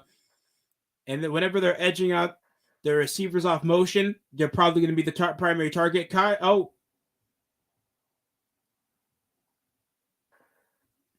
it's over to the halfback over a gain of 2. Third down for the Rams. And Anzalone's hurt.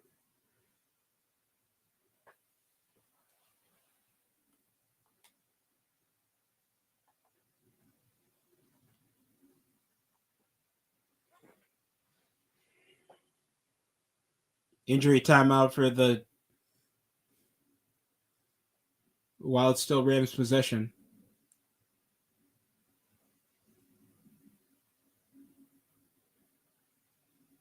Sorry, is that supposed to be trans athlete or? I keep forgetting about the Olympics, man.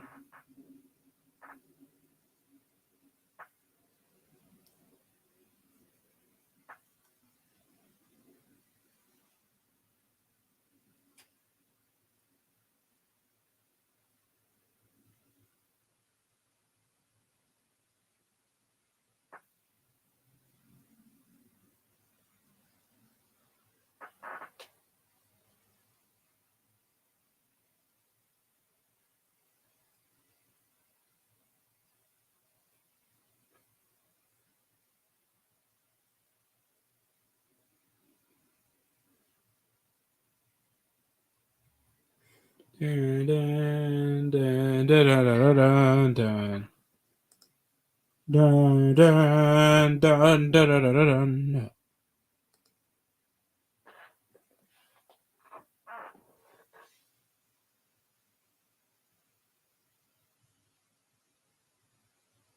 Jesus Christ, I'm sure not a majority of women hold their books like that. All right.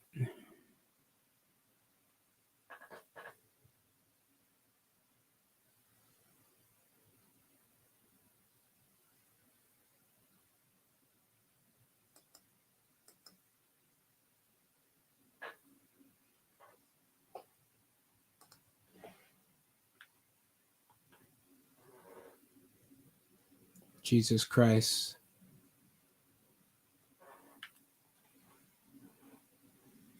Are we finally going to get some snow around the week?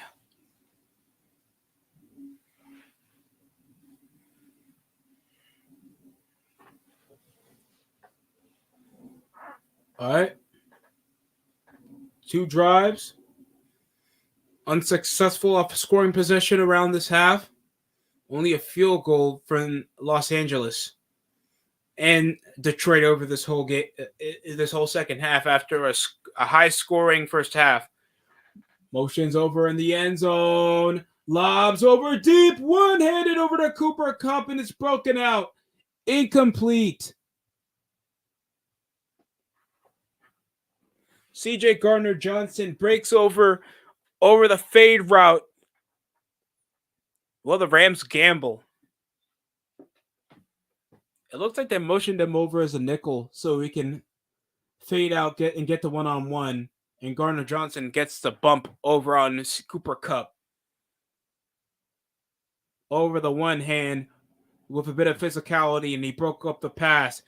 This will push the Rams down by 1. over a 29-yard field goal.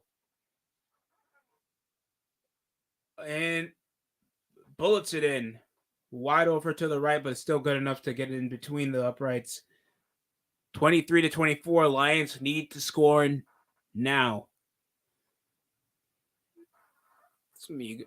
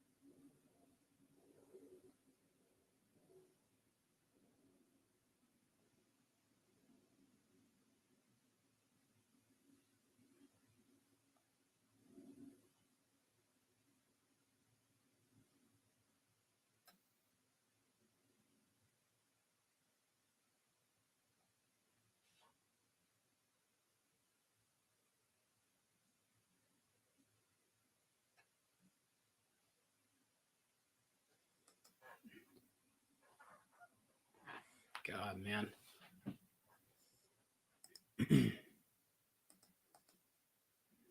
That's close to the end of this game, and let me tell you something. They've really declined over on the scoring. I'm telling you, if the Lions collapse on themselves, the Rams still got that chip on their shoulder, and Puka Nacua is killing it right now. Demarcus Robinson's getting grabs over on the ball. Their passing is getting more momentum than the Lions so far in this fourth quarter, and that could be costly.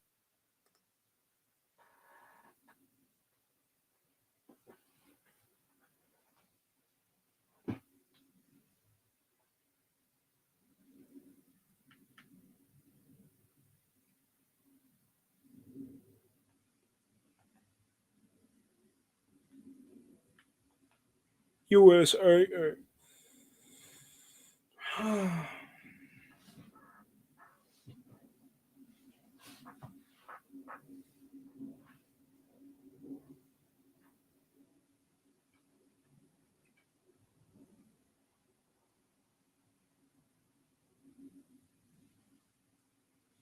All right. They are bugging out the way they make spaghetti. They're treating it like a freaking wok. Anybody like spaghetti sandwiches? What the Mom spaghetti, you got spaghetti sandwiches, I'd shoot you. I don't even know if it's a struggle meal now, bro. I don't know how struggle I am to put my ramen on fucking toast. Call it a sandwich, brother.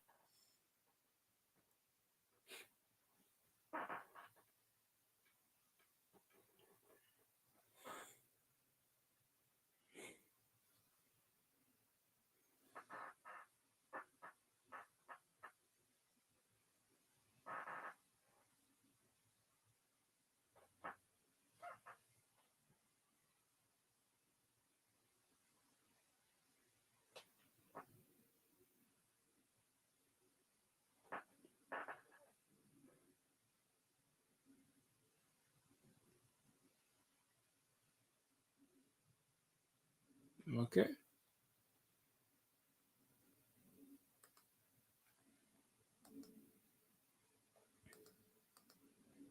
What else is happening around the league?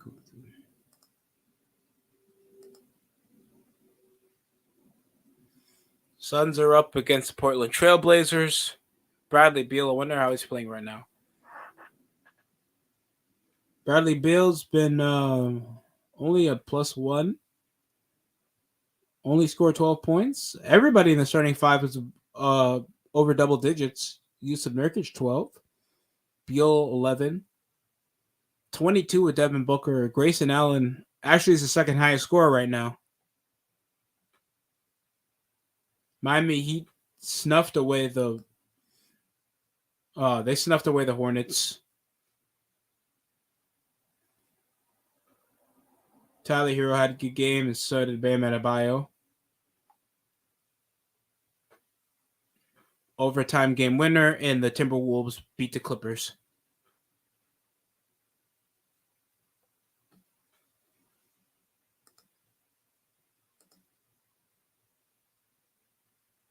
I gotta refresh almost every time. I don't want to know if I'm delayed over the airing.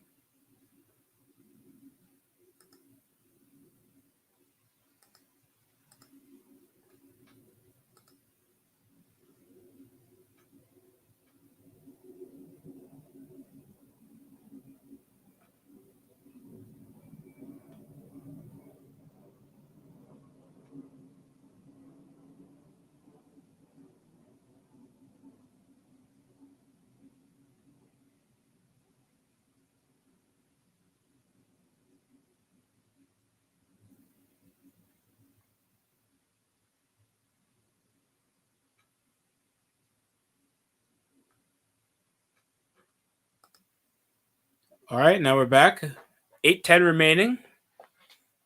Pressure is signaling in if the Detroit Lions can remain their lead they had for majority of this game. And he'll ground it as an incomplete pass over the pressure mounting. Not a gate, not a loss of anything.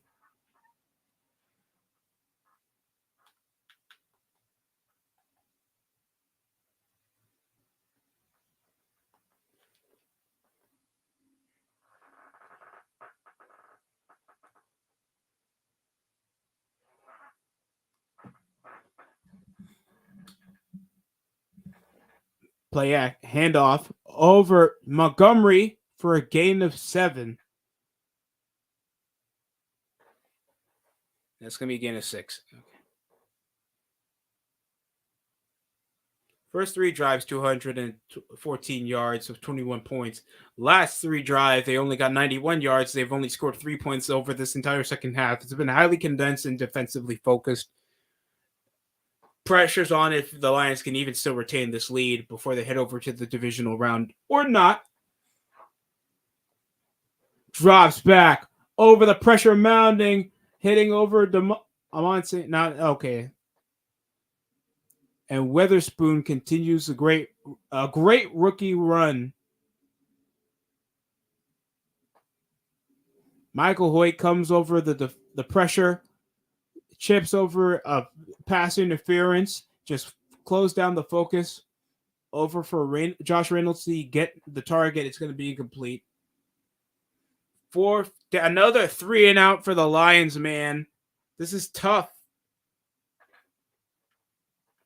What's worse is I'm going to lose money.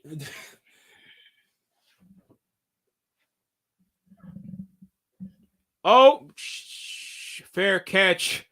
And what could have been a loose possession for the Lions to pick up. My God, nearly butterfingers on the special teams. Damn. Oh, I was about to lose my job. Holy shit.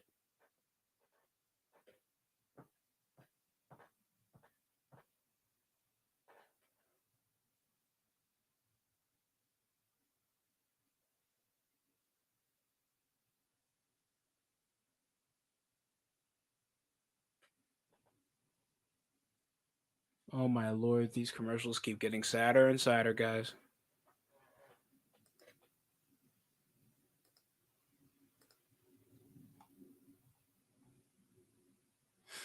Rah. You could just drink the tears of Cowboys fans, and I swear that'll be the bright. Whatever you think, like your 2024 already stinks. You're a few weeks in, you're low on the bill. Social life ain't going so well for you. Job sucks. Just hear that the Cowboys just lost in the wild card round of the playoffs.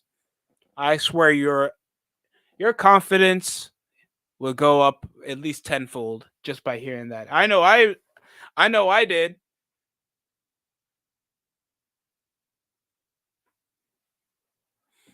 You guys ready for the Boys season 3 to come out, guys? I am very excited. Oh shit. No, this is season 4.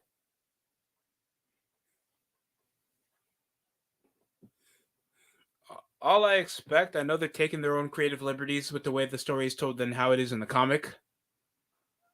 Same things with Invincible.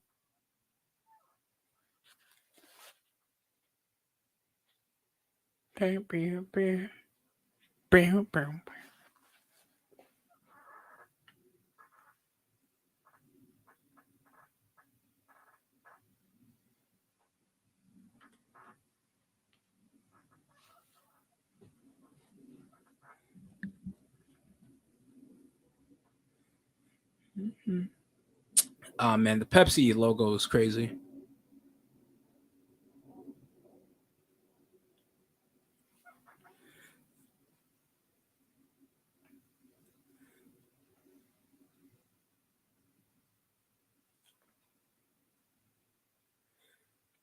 Steelers, Bills. In my opinion, I have the Steelers with the upset. Buccaneers probably going to close up in a close game, but the Eagles probably would win it in the last minute. That's just how it is. But if the Eagles don't make it around the wild card round, after literally choking away their divisional spot to the absolute frauds of the NFC East, if the Eagles and Cowboys lose in the first round the same weekend, God is just doing great work for us. You guys are just not admitting it.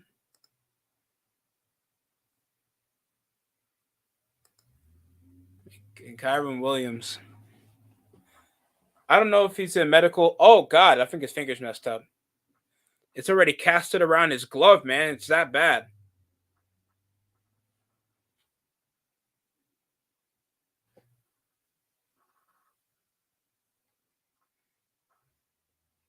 Double motion, and they've been frequent all over their motion offense off the audible, and they're edging obviously Puka coming out. Yeah, and it's a broken tackle. Puka and Nakua down the sideline, positive yardage. That's like a 40-yard gain, isn't it? Kirby Joseph over the broken tackle, and it's going to be positive yardage. My God, Puka Nakua is having a game to remember.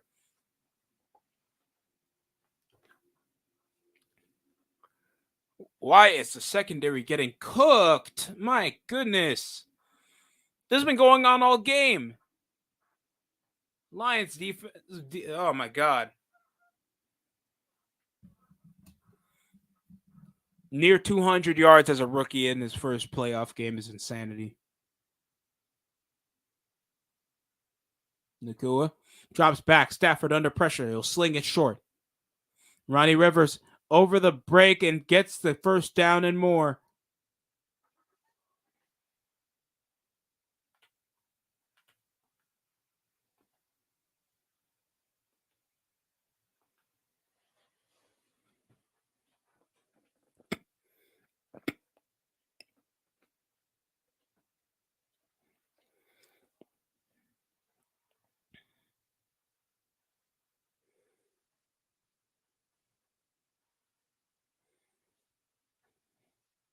Five minutes to spare for the Rams to make a difference in a motion over the nickel. For obviously, Higbee gets flapjacked over the lower part of his body over Kirby Joseph, and Tyler Higbee flipped over. Oh my God. Higbee took a rough fall, and he didn't even get complete grab over to the ball over the helmet. Motherfucker did the scorpion. Holy shit. Yo, check his neck. Shout out to Taz. Check him. Check him. Damn. Injuries over the... Kyron Williams already has a hand problem. There's been already several occasions that Matthew Stafford had to be checked over his hand injury, his shoulder, his goddamn ribs, his spirit energy. Motherfucker, every part of him is hurt. I'm sure he's also feeling love hurt or some shit. I don't know. I don't know how for wife he got.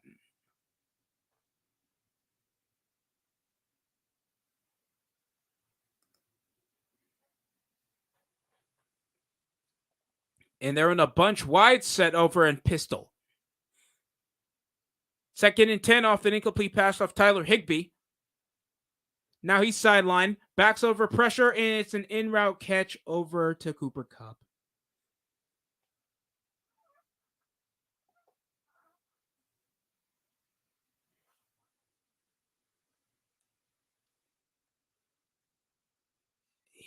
My God, an accurate sidearm pass over to Cooper Kupp. 367 yards with barely any quarterback being sacked since the first half.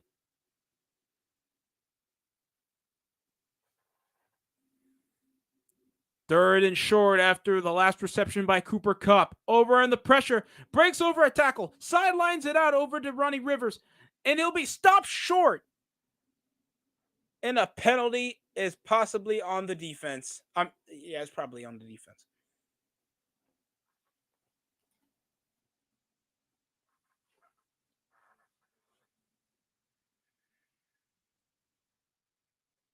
And it's a holding over by Hampstead over Aiden Hutchinson over the broken tackle. And now that will push him back over to the 44, a possibility. There's no way. And special teams probably out. Time's already barely on the Rams' favor. Will they try to gamble it to continue the drive of now a 3rd and 14 after a holding?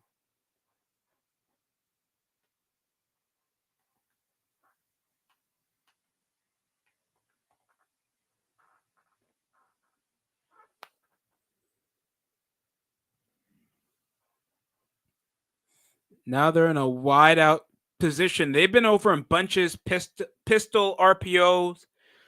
They're off a rage off motion. They always fund their primary off the motion. And Puka, it's predictable, but it's gotten results. And now Hutchinson, what, timeout?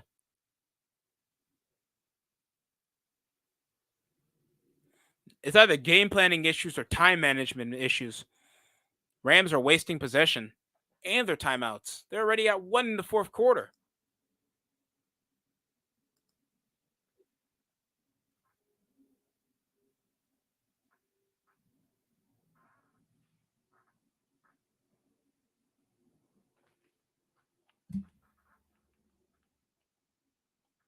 Sorry, guys, I accidentally hit the mic. We had to really waste time over on the placement of the ball off the snap. Wouldn't they know? You know what? It's okay. Mistakes happen. That's why coaches exist. To be those mistakes for us to witness.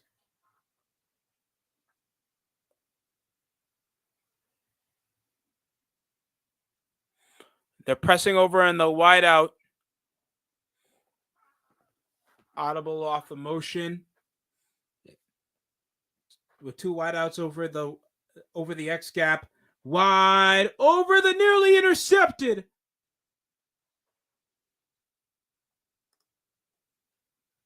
And it's incomplete.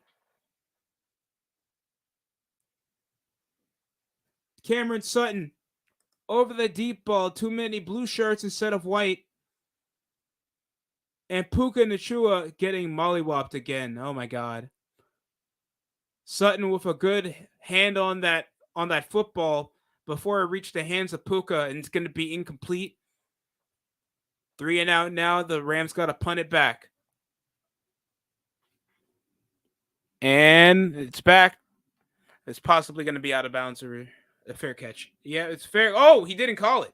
It'll go out of bounds just in time, so not much contact.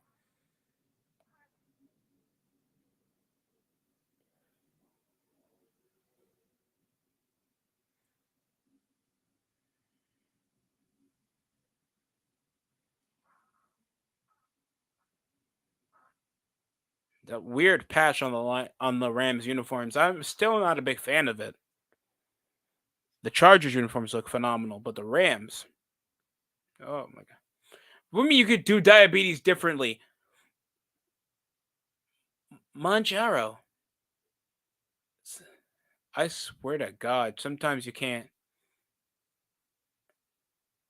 It's probably as bad as the freaking how to deal with be proud of your STDs or some bullshit like that. Like, come on. These commercials keep pissing me off.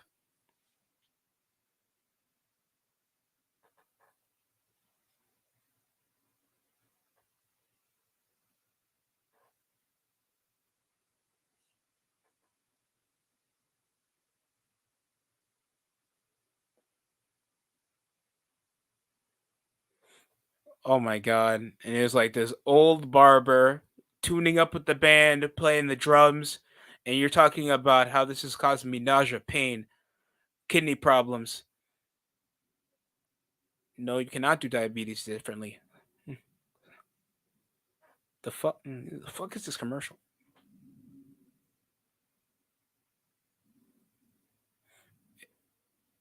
Idris Elba hates you in that Cyberpunk game. I'm not gonna lie.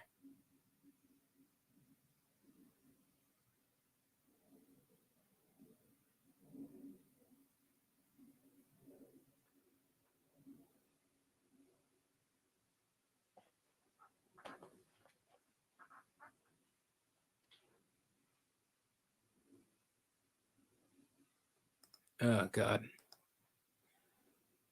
And LaMelo Ball's back in action. He dropped 21. Good to see him back, but he obviously has an injury history that they need to creep out on. It'll only be some time until he requests a trade.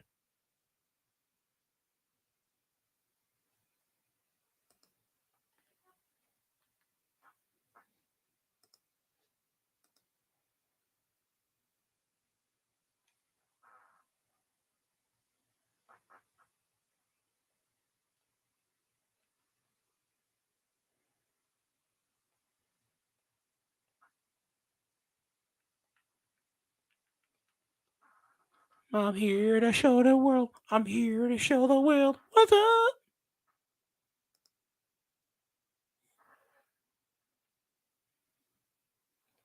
Four minutes to spare over the last possession. A 3-and-out for the Detroit Lions.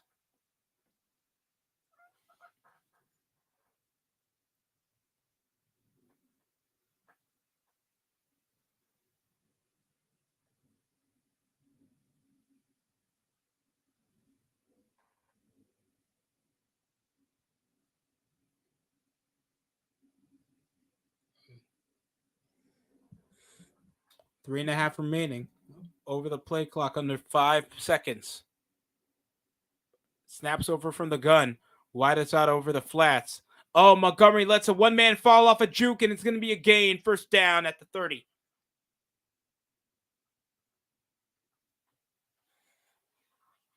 The pressure can hold off if at least, oh my God. Hoyt gets the hoot off David Montgomery. My man falls, pushes over an extra blocker, gets the first. It's always those turn something out of nothing plays that's really been the upside over the Lions.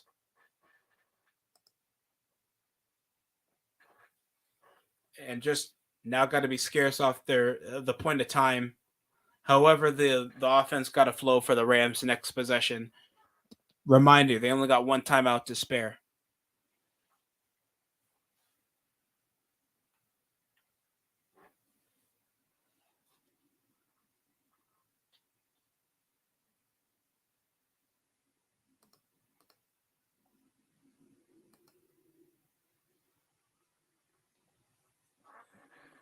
Two minutes to spare, man.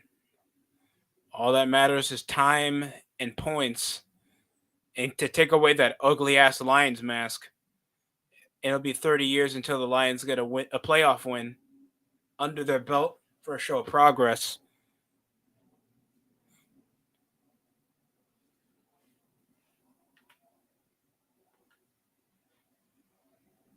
Oh God. Jared Goff looks like he'd scam you.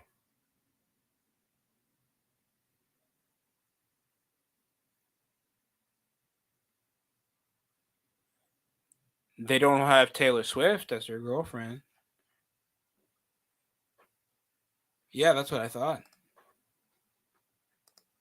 Travis Kelce about that life.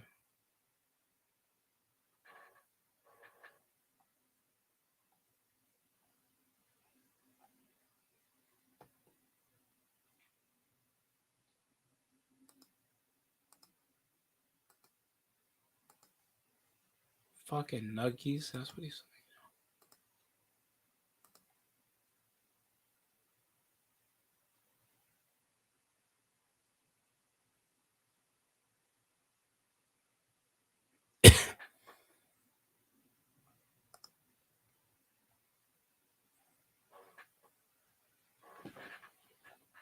Patron.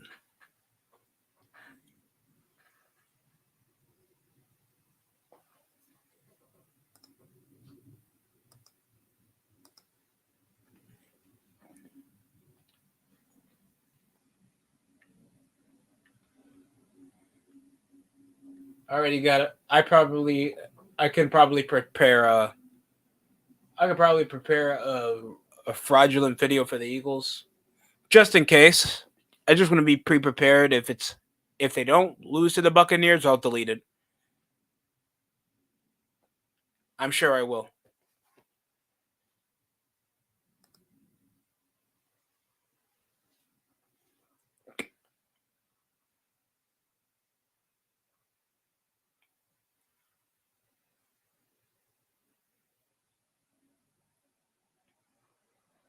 Poor Lacocha.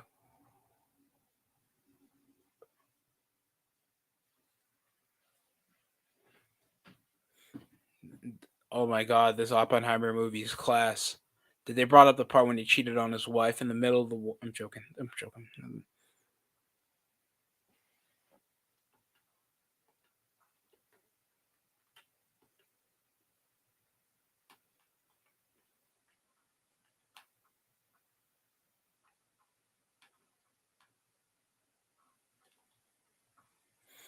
And over the curl route, it's caught. Amon St. Brown gets the first down over a gain of 11. And timeouts will wait. And the one last timeout remaining. Final timeout for the Los Angeles Rams after Amon St. Brown is near their own side of the field. What a catch.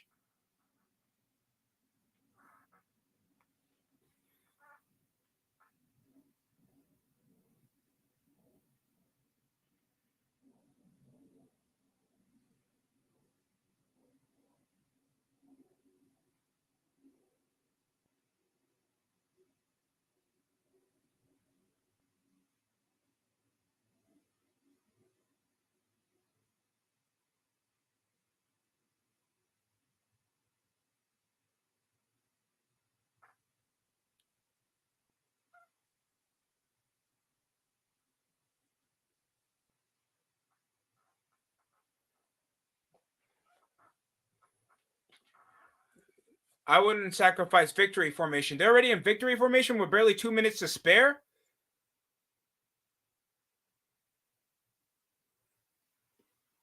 Victory formation for the Rams. Up for the Lions already with barely 2 minutes. And Sean McVay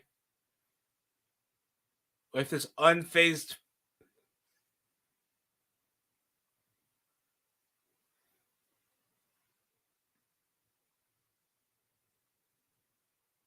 Sign of relief and happiness on the Lions offense.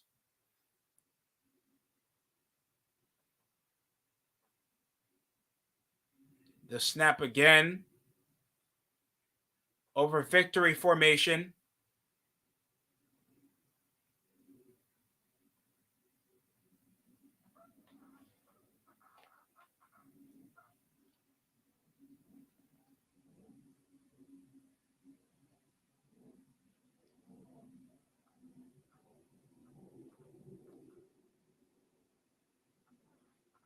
And look at that, 40 seconds remaining on the clock. One more snap, and this is going to end it with barely a timeout remaining for the Rams to even try to retain possession. And that's going to end it, guys. 24-23. Detroit Lions exceed past the second round of playoffs, man. Congratulations, man. Congratulations. It's only like sometime until you can barely see like winning franchises get it, but like a L franchise like the Lions picking up a win like this, man, it's something to see. So congratulations to them. They'll be over in the divisional round. We'll be in the final